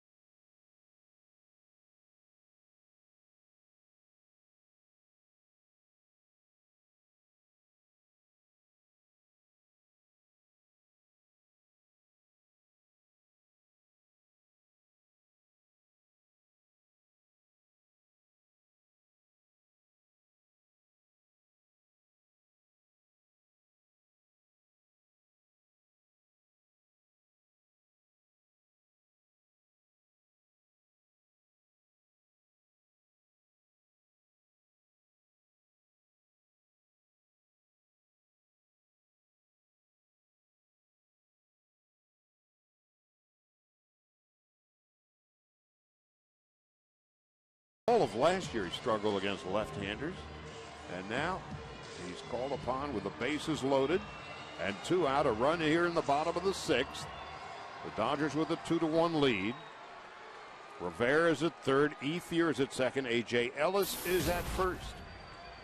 Watson made the opening day roster for the first time in his career this season. Did pitch 43 appearances for the Pirates last season. Loney certainly due for his first hit of the season. Swings and misses it. It's 0-1. You got to remember, James Loney was out of the lineup in tonight's ball game because Bedard, the lefty, was starting. James Loney still gives you your best opportunity off the bench of anybody else that Don Mattingly can use. Dodgers looking to expand on their 2-1 lead with the bases loaded.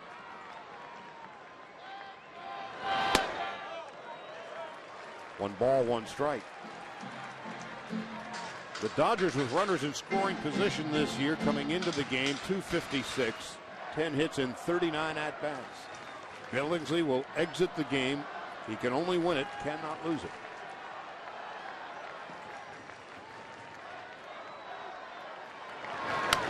Loney pops it up. Alvarez in foul territory. And Loney's struggles continue. But the Dodgers take a 2-1 lead as we head to the 7th.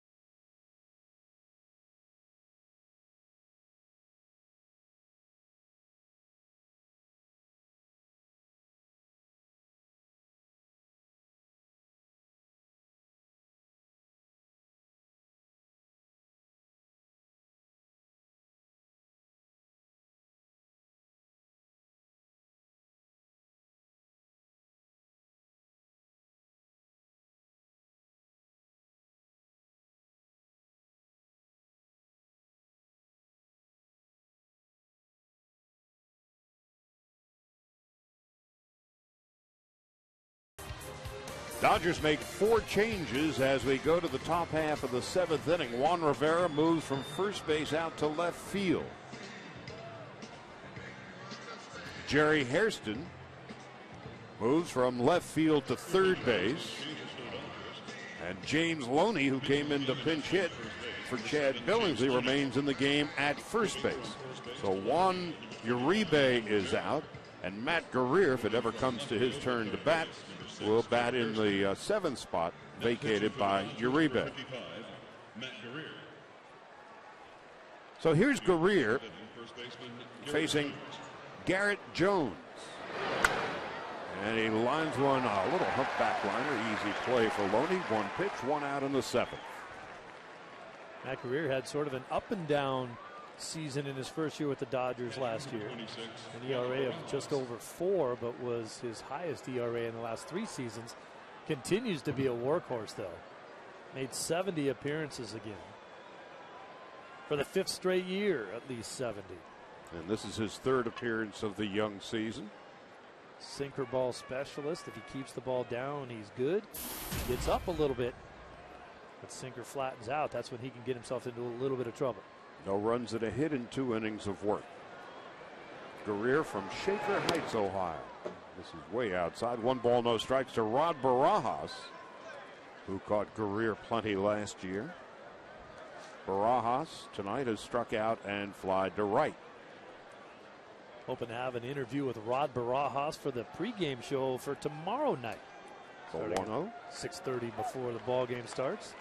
Aaron Harang will also join us on the pregame show. Got a couple of Southern Californians. Yeah. Orang from San Diego.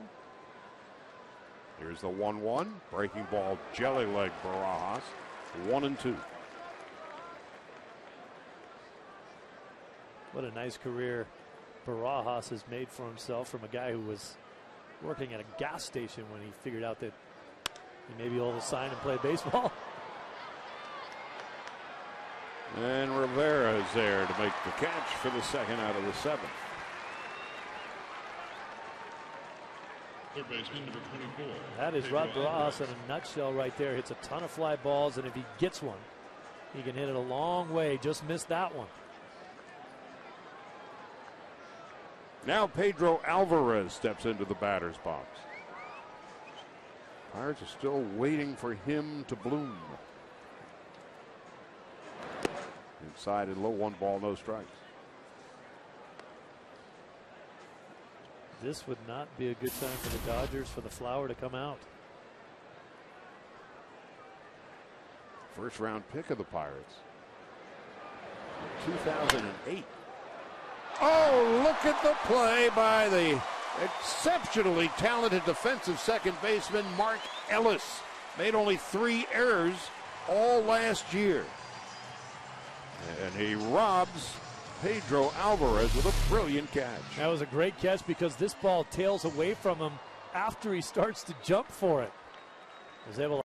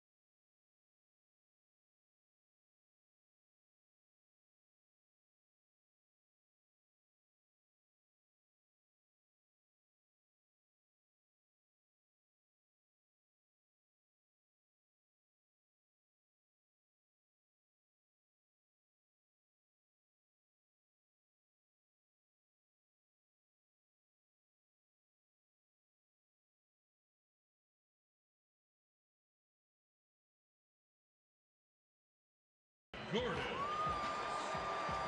D. Gordon will lead it off for the Dodgers in the home half of the seventh. And they've got themselves a 2-1 lead. Well, the Pirates are used to one-run games. They've played nothing but one-run games. Pirates are 2-2. The Dodgers looking to go 5-1 for the first time in 13 years. Chad Billingsley, if the bullpen holds up, will get his second win of the season.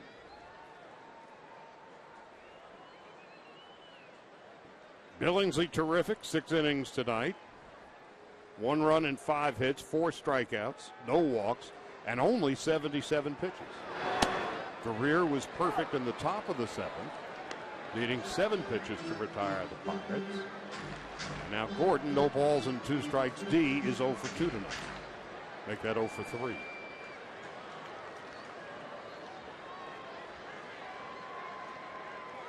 Tony Watson. Line drive. Oh, this is going to be interesting. There goes Gordon to second. And he will hold there. Boy, Alex Presley really had to hustle in the left field corner, didn't he? Well, and he runs so well. And when you think about it, D. Gordon almost got to second base before Presley got to the ball. That's hard to do. The man can flat out fly. Anytime he hits a ball right in that area, you know it's going to be off to the races. Look at him go.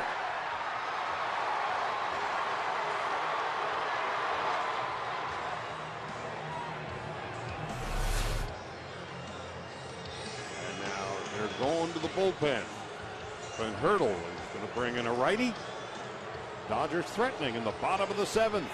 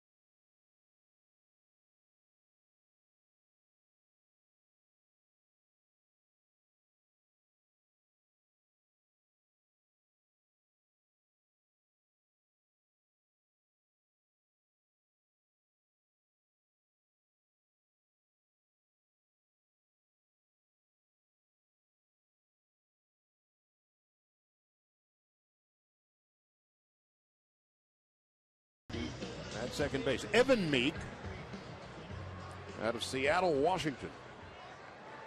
6 feet 2 1/4. And you can bet your bottom dollar Mark Ellis is going to try to hit the ball to the right side, something he has done awfully well through the first week of the season. Did it all spring with Gordon at second base. Takes a breaking ball for a strike, 0-1. I'd love to see D. Gordon try to steal third base. Maybe give Ellis an opportunity to drive him in. For as good a base stealer as D. Gordon is, he's still learning the craft of stealing third. Gordon has attempted 5 stolen bases this year and has come on either the first or second pitch. Not going this time. A swing and a foul back. Nothing into it. I was talking to Davey Lopes today about Gordon and how he steals and has, to this point, early in the count, 4 out of 5 so far. Is it to a runner's advantage to steal early? If you're a great base stealer, they generally steal early in the count for a couple reasons. You don't give a guy a chance to really see how far you're getting off the base as your lead, and you give the hitter an opportunity to not have to stand up there and take strikes all day long. If you get to second base after 2 pitches, now you give your hitter a better opportunity to hit a pitch that he wants to hit. Now on 0-2 with Gordon leading from second. Well, we did a little research today. Discovered you stole 42 bases. How many times did I get caught, though? 32. No way. Wasn't that bad, was it? Apparently. That was the back end of a lot of hit and runs and stuff. Okay. That's a bad percentage. Here's the 0-2. Swung on and missed, strike 3. Well, the slider gets him, and Ellis goes down on strikes. Ellis upset with himself because he knows what his job is. That's a nasty pitch right there, down and away from him. Couldn't catch up with it. And I think the Dodgers actually really relax when D. Gordon's on base rather than put pressure on themselves to score the run. I just think that they believe that they should score. And they know with D out there, it's a really easy opportunity that he will score if you put the ball in play. Last year, Meek made 24 appearances for the Pirates and had an ERA of under 3.5. Matt Kemp is 3 for 3 tonight.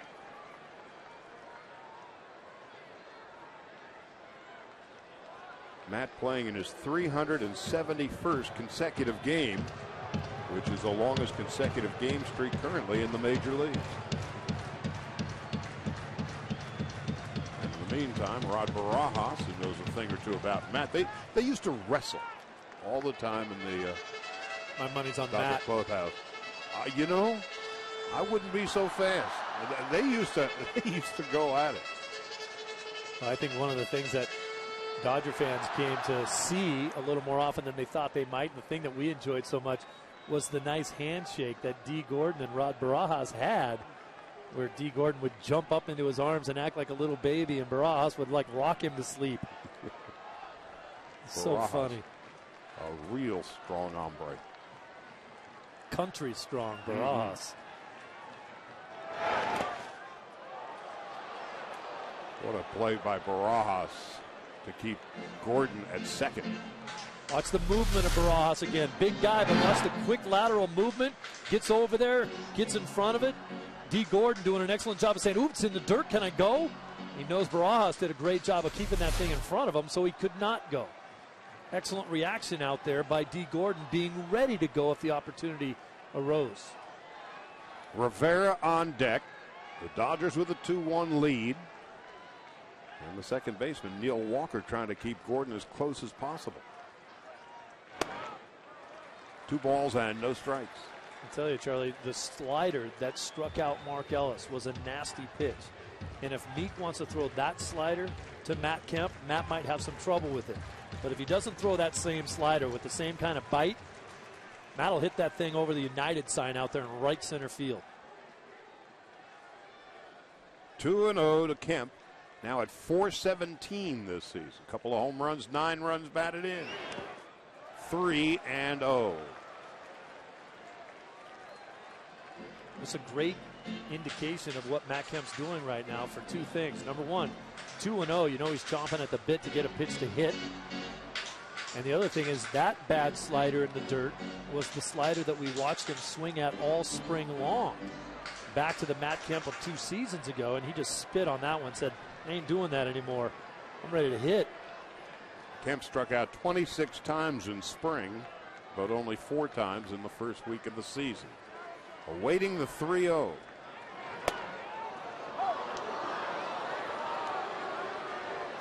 As Meek released the pitch, Neil Walker was sprinting towards second base.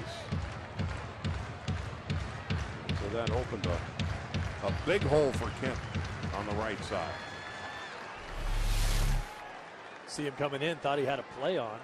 Meek didn't pick it up. 3-2.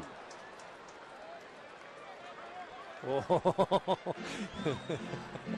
I think Matt knows that he just missed that one. That's a pitch he'd like to have back. Rivera on deck. Clint Hurdle in his second season with the Pirates.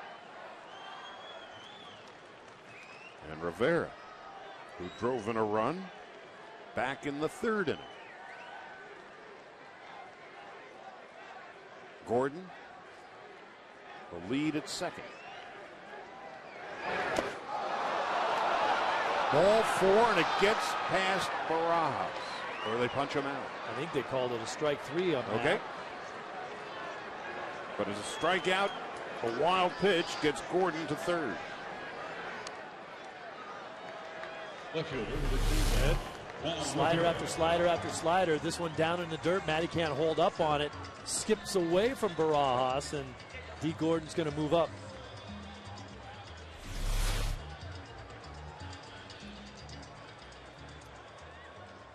So Kemp struck out on the slider. And Rivera is 2 for 3 stepping into the batter's box. Strikeout, wild pitch. Rivera 333.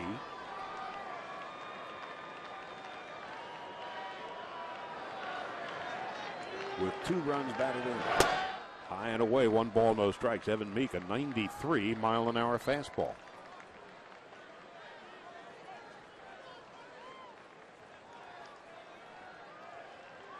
He was a Rule 5 pick taken by the Pirates in 2007. 3 years later, he'd be an all-star for the National League.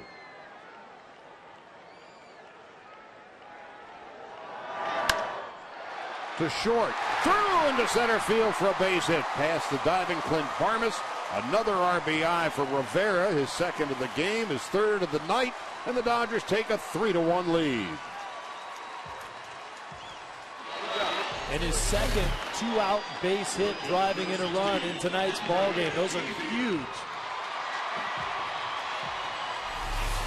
So Kemp and Rivera, the 3 and 4 hitters for the Dodgers tonight, have 6 hits.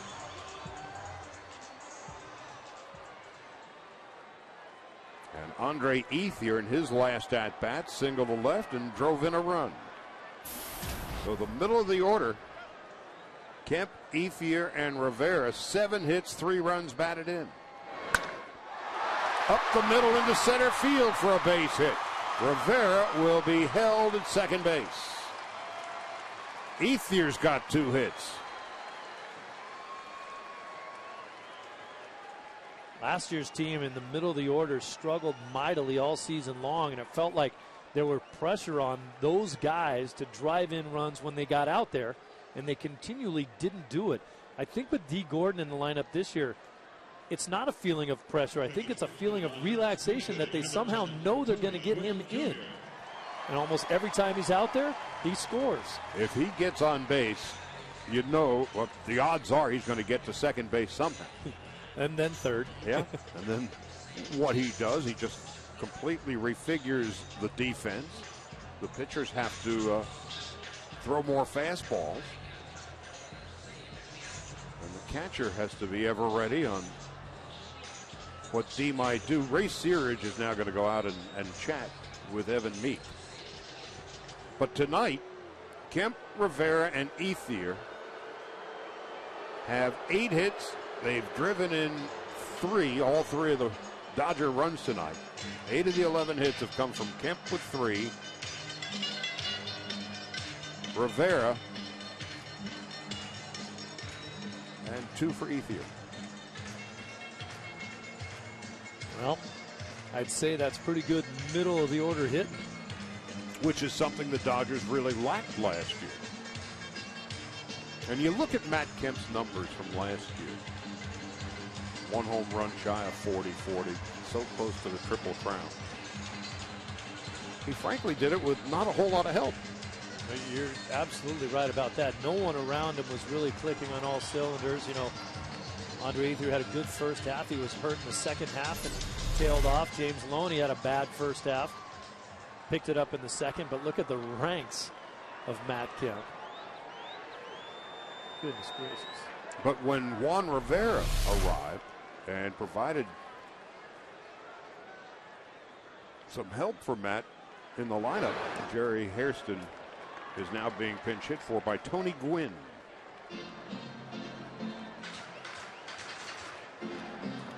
A lefty-righty switch. Of course, Gwynn is a terrific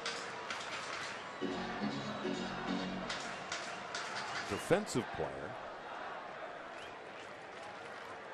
The Dodgers still have Kennedy and Sellers and Trainer on the bench. A little blooper into left center field, and it drops in. In to score is Rivera. It is the second run of the seventh, and the Dodger lead is 4-1. Mr. Tony Gwynn Jr., nothing couldn't be better than what's happening for him right now. He knows he might just get one opportunity to get an at-bat. He hopes there's somebody on base when he does. Try to dump one out there somewhere, drive him in, and then go play some defense for a team that's got a chance to win a game late. That's his job, and he loves doing it. Gwynn's first hit of the season. And Justin Sellers is now going to pinch hit for Matt Guerrier. And the Pirates have warm-up activity in Jared Hughes out beyond the fence in left field.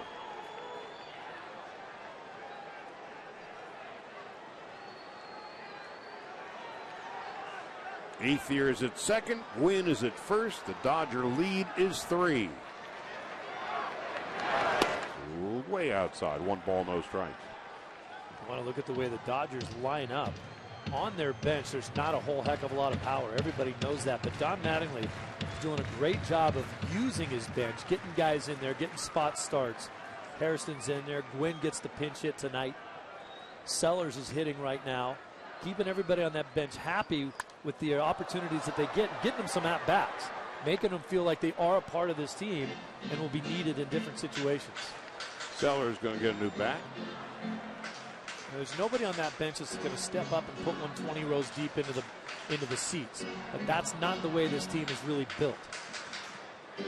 This Dodger team in 2012 is based on pitching and defense. A terrific bullpen. Excellent team speed.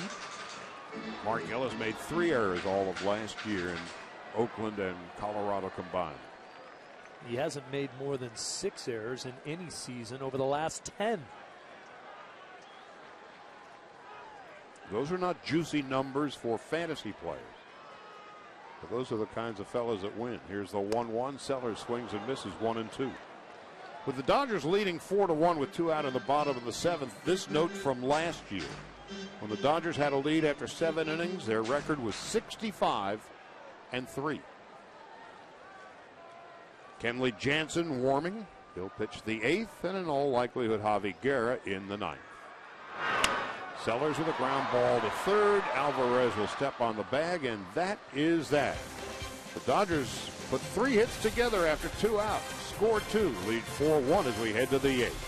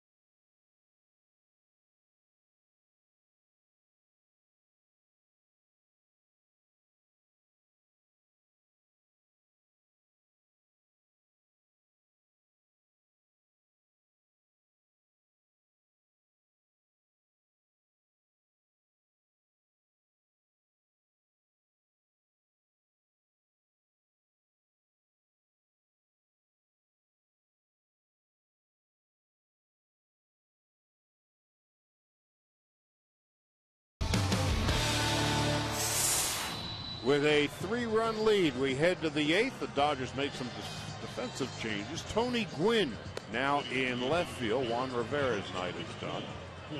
Justin Sellers goes over to third base. And the new pitcher is Kenley Jansen. Well, Kenley Jansen just crazy numbers last year, and he's picked up this year right where he left off. It seemed like every time Kenley Jansen came into a game, he struck out 2 of the 3 hitters he faced. Well, that's because he pretty much struck out 2 of the 3 hitters he faced. 16 strikeouts per 9 last year. And picking it right back up again this year. Struck out 2 of the 3 batters he faced yesterday.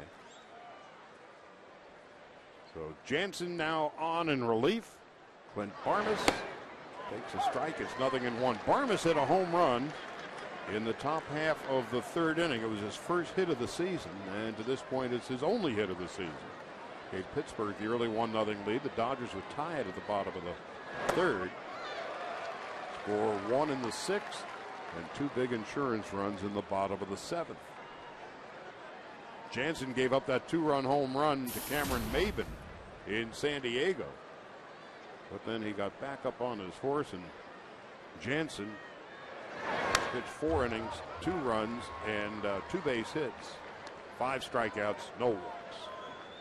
That's pretty good. You and I were talking about the difference between a slider and a cutter earlier in the ball game, and Kenley Jansen has a natural cut to his ball. You watch it move late away from a right-handed hitter.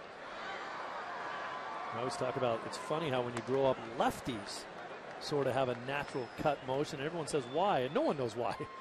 They throw it with the odd hand. It just moves a little bit more. Kenley has some good late movement on that hard fastball. The 0-2. And he gets it up there in a hurry. 94 miles an hour, 1-2.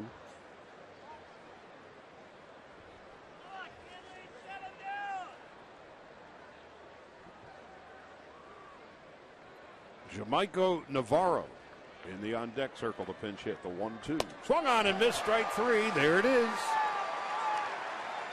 1 out, nobody on in the 8th. Now watch the same pitch again. This is the little cut action we see. Watch the thing just move away from him. 5 or 6 inches away at the last. That's Mariano Rivera type cut. And he's throwing a lot harder than Mo is right now. Jamaico Navarro. He's from San Pedro de Macorís. And it's a strike, 0-1. Mike Borzello used to be one of the Dodger bullpen catchers, and for years he was a bullpen catcher for the Yankees. And as Kenley Jansen was striking out 15 or 16 for every 9 innings of work, he would say quietly, having caught Navarro in the bullpen, or rather Jansen in the bullpen, he caught Mariano Rivera all those years in New York in the bullpen. And he said, you know, I don't want to say it too loudly, but he's got the natural cut motion. There it is, of a Mariano Rivera, and he's just struck out the first 2 batters of the 8th. He just gets it by you so fast. And look at the pinpoint control. Ellis sets up, hits the glove. You throw that hard. That reminds me a little bit of the way Roger Clemens used to throw. And everyone said, well, what makes him so effective? I said, because he throws harder than everyone else, and he throws it exactly where he wants to. It's a great combination to have. A lot of hard throwers don't know where it's going. With 2 out, nobody on, Presley takes high and away. 1 ball and no strikes. Nate McLouth is on deck. Presley tonight is 0 for 3, popped to short, bounced to third, and struck out. Everybody knows by now that Jansen's a smart kid. He speaks 5 different languages, but he has a nice little sense of humor, too. We talked to him in spring training about the different pitch grips that he uses and what pitches he goes to when he gets in trouble, and he pretty much looked at us and he said, well, first of all, I'm going to throw my fastball, and then if I get a little bit of trouble, I'm going to throw my fastball. And then if things really go south for me, I'm going to throw my fastball. Like that one. 2-1.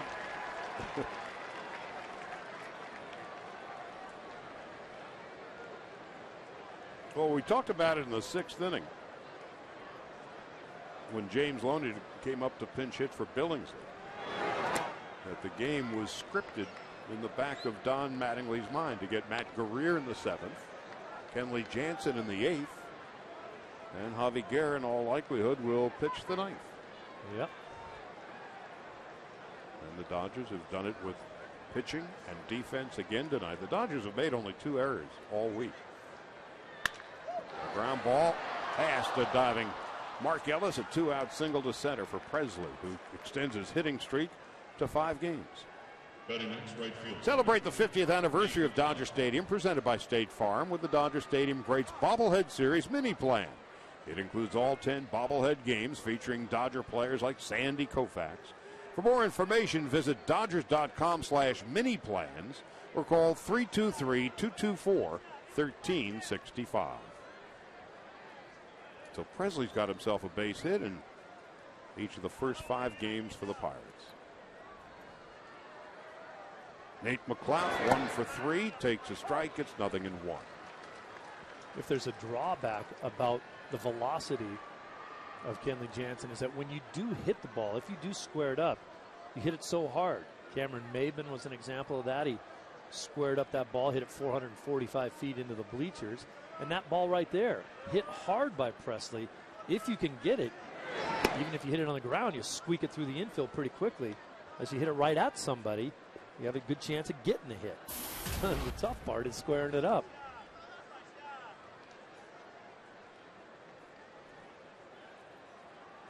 McLeod, a single in 3 at-bats. Single to right in the 6th. 1 ball and 2 strikes.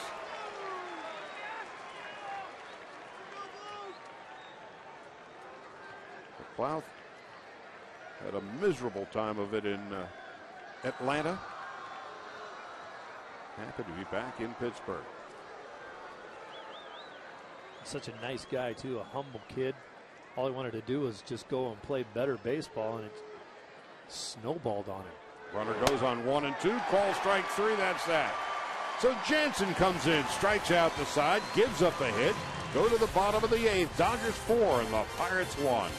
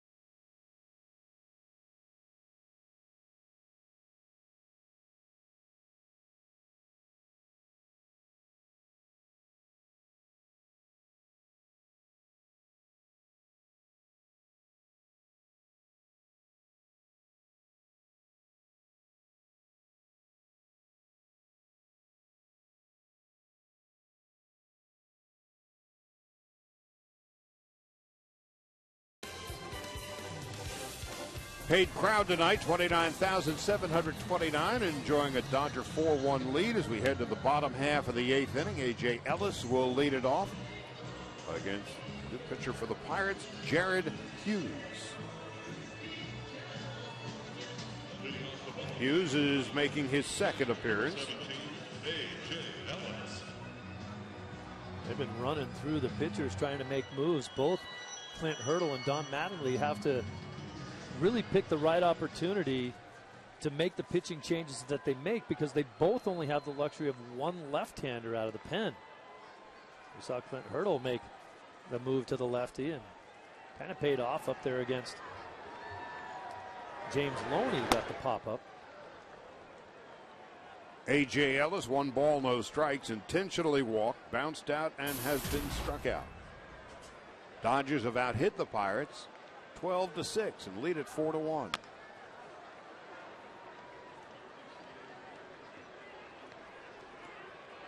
So Kenley Jansen strikes out the side, pitching in the 7th inning.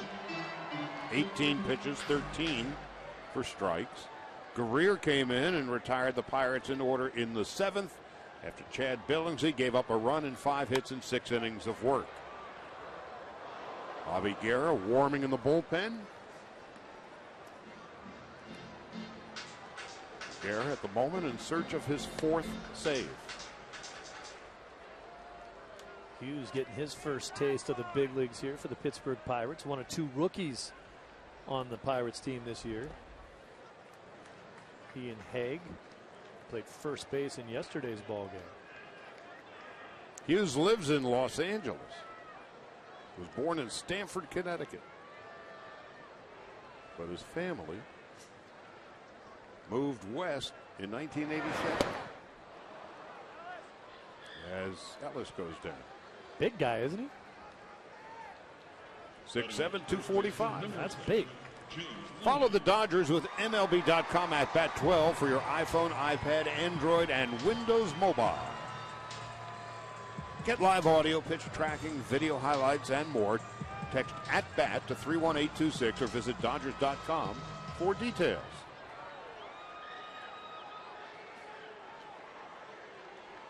Pitched a year at Santa Clara and 2 years at Long Beach State.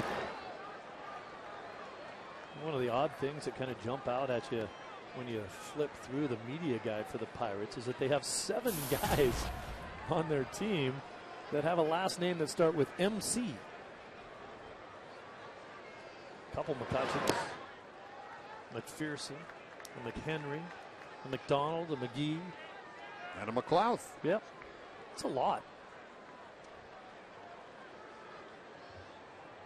And this is Jared Hughes. And Barnes is going to throw out the struggling James Loney. There's 2 out. When Hughes pitched at Long Beach State, he had a couple of notable teammates, Evan Longoria and Troy Tulowitzki. Well, that program down there, the Dirtbags at Long Beach State, they kick out some players, don't they? Jared Weaver down the road pitching for the Angels. I think right now, around Major League Baseball, there are more players out of Long Beach State than any other college. I think you're right. 4-1 Dodgers, 2 out in the 8th, and D. Gordon takes a ball low, 1 ball, no strikes.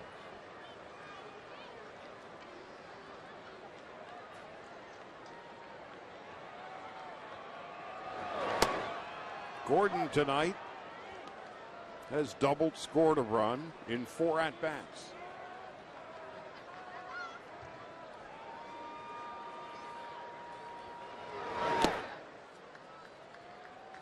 First pitch tomorrow night at 7:10, Jeff Karstens and Chris Capuano.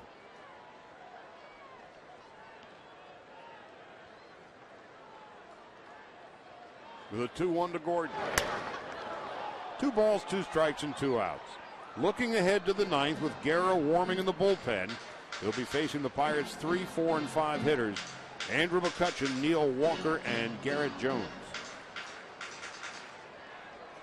McCutchen tonight has a hit in 3 at-bats. The 2-2. 3 balls and 2 strikes to Gordon.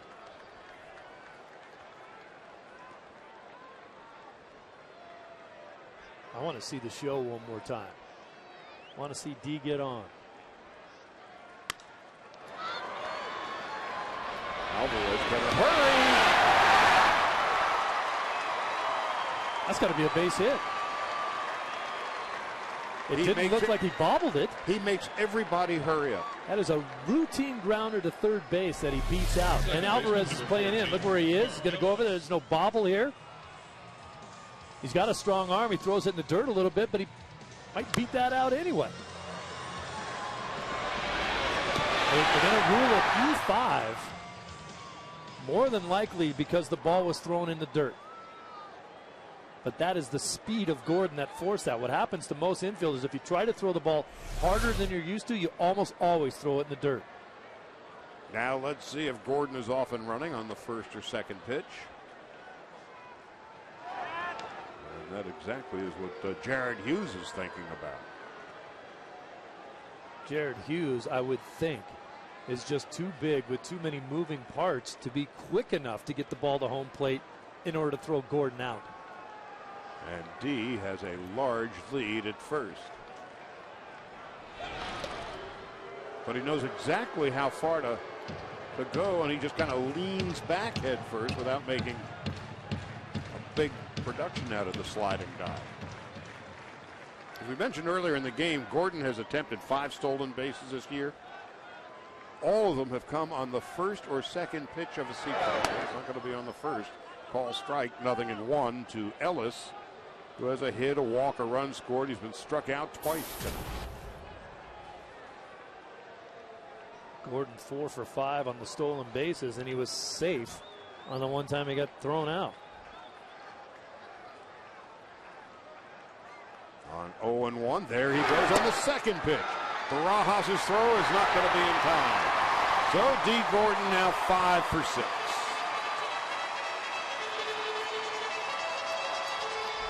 Would you like to be able to run that fast, Charlie? Look at that. Today's base stealers they slide very, very late. You're going to see D. Gordon come all the way through the bag and catch it with his feet usually. And so now if Ellis can get himself a base hit, the Dodgers can get themselves another run.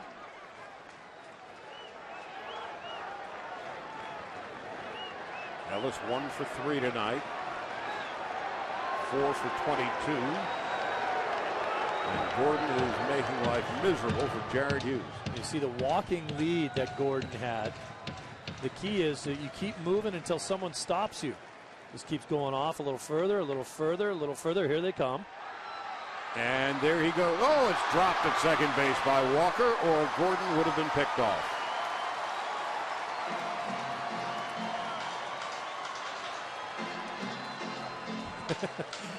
He might have been a little further off base than he thought he was. You see him starting to move now, and here comes Walker. That's a nice play they put on. They should have gotten D out on this play. Walker can't hang on to the ball.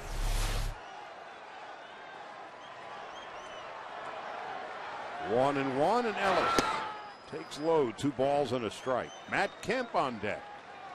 I think this is a really good opportunity for D to try to steal third. It's something that he's been working on. With the 4-1 lead, if he does get thrown out, no big deal. There's 2 outs. He'll score just as easily from second as he will from third.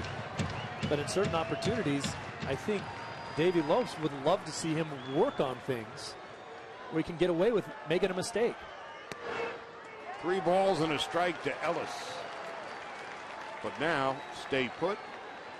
You've got Kemp on deck. And a 3-1 count.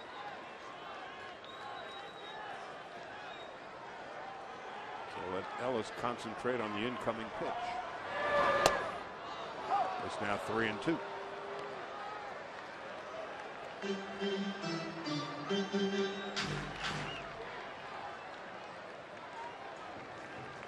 The Dodgers beat the Pirates last year 6 out of 8. 3-1 here and 3-1 at PNC. And since 2000, the Dodgers are 62-28 against the Pirates. Dodgers have won 11 season series in a row against the against the Pirates. Gordon with the lead at second. A comebacker, and that's going to end the inning. Here's the underhanded toss. No runs, no hits, an error, and a man left. We'll go to the ninth. Javi Guerra in search of the save.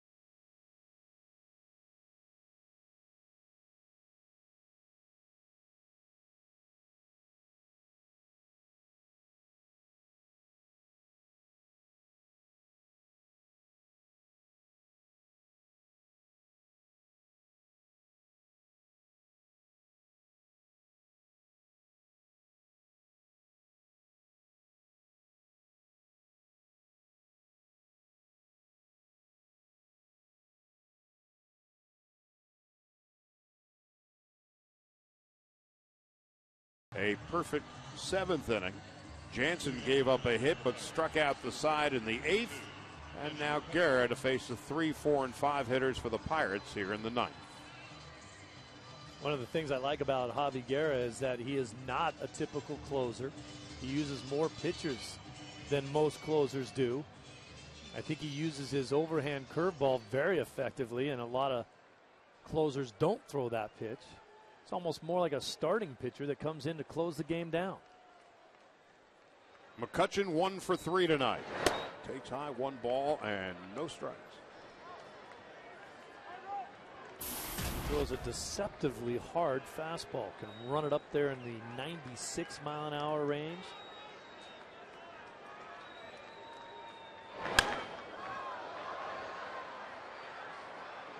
One ball, 1 strike to Andrew McCutchen. 1 for 3 tonight, 6 for 18 on the year. So the Dodgers 3 outs away from their first 5-1 start in 13 years. Popped it up. D. Gordon. Froze on the way up and burned on re-entry. Batting next, second baseman Neil Walker. Neil Walker off to a terrible start this year. He's now 1 for 16. Bounced to second base twice and then bounced into a double play tonight.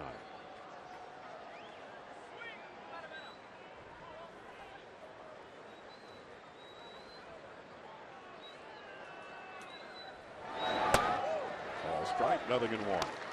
Seems like a long time ago, but Chad Billingsley, another excellent performance tonight, and could have gone longer, but the situation of the game dictated that they make a move.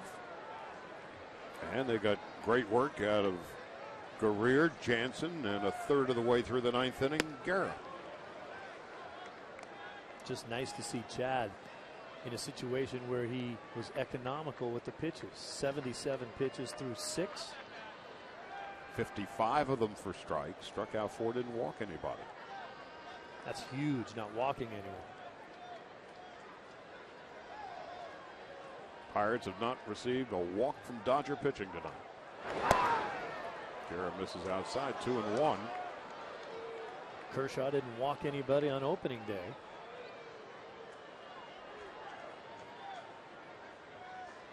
Yeah, the Dodgers now through 17 in the third innings against the Pirates. No walks. 16 strikeouts, no walks against the Pirates. To center field, Matt Kemp going back and track it down, 2 out.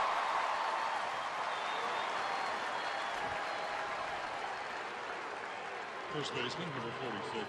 Matt Kemp did a nice job defensively out there. Center field's the easiest position to play in the outfield if you're an athlete, but the toughest play for any center fielder is the ball hit directly at you.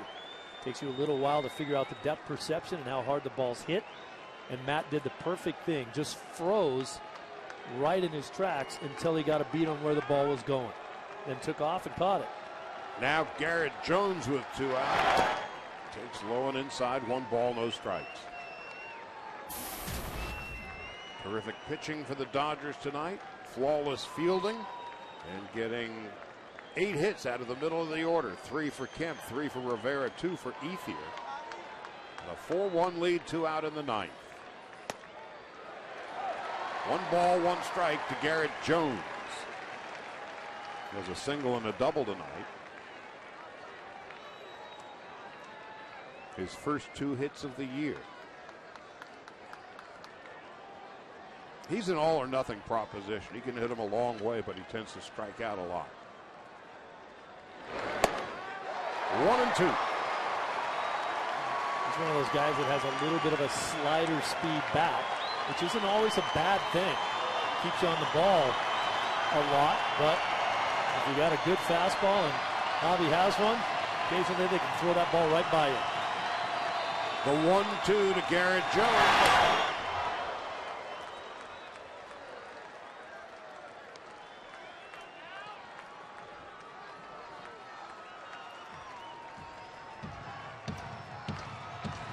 Jones prolonged the game. Rod Barajas is on deck.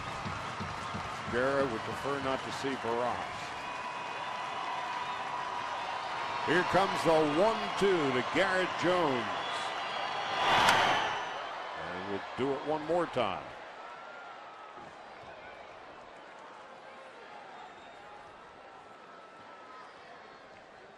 Matt Kemp, a big night again. Defending National League Player of the Week, has 3 more hits and a run scored. D. Gordon, he of the speed and a run scored, a stolen base. And Jones is done, so are the Pirates. The Dodgers hang on to beat them 4-1. 4-12-0 for the Dodgers. 1 run, 6 hits, 1 error for the Pirates. Andre Ethier, a big night. 2 hits and his 10th run batted in of the season. And for the first time in 13 years, the Dodgers are off to a 5-1 start.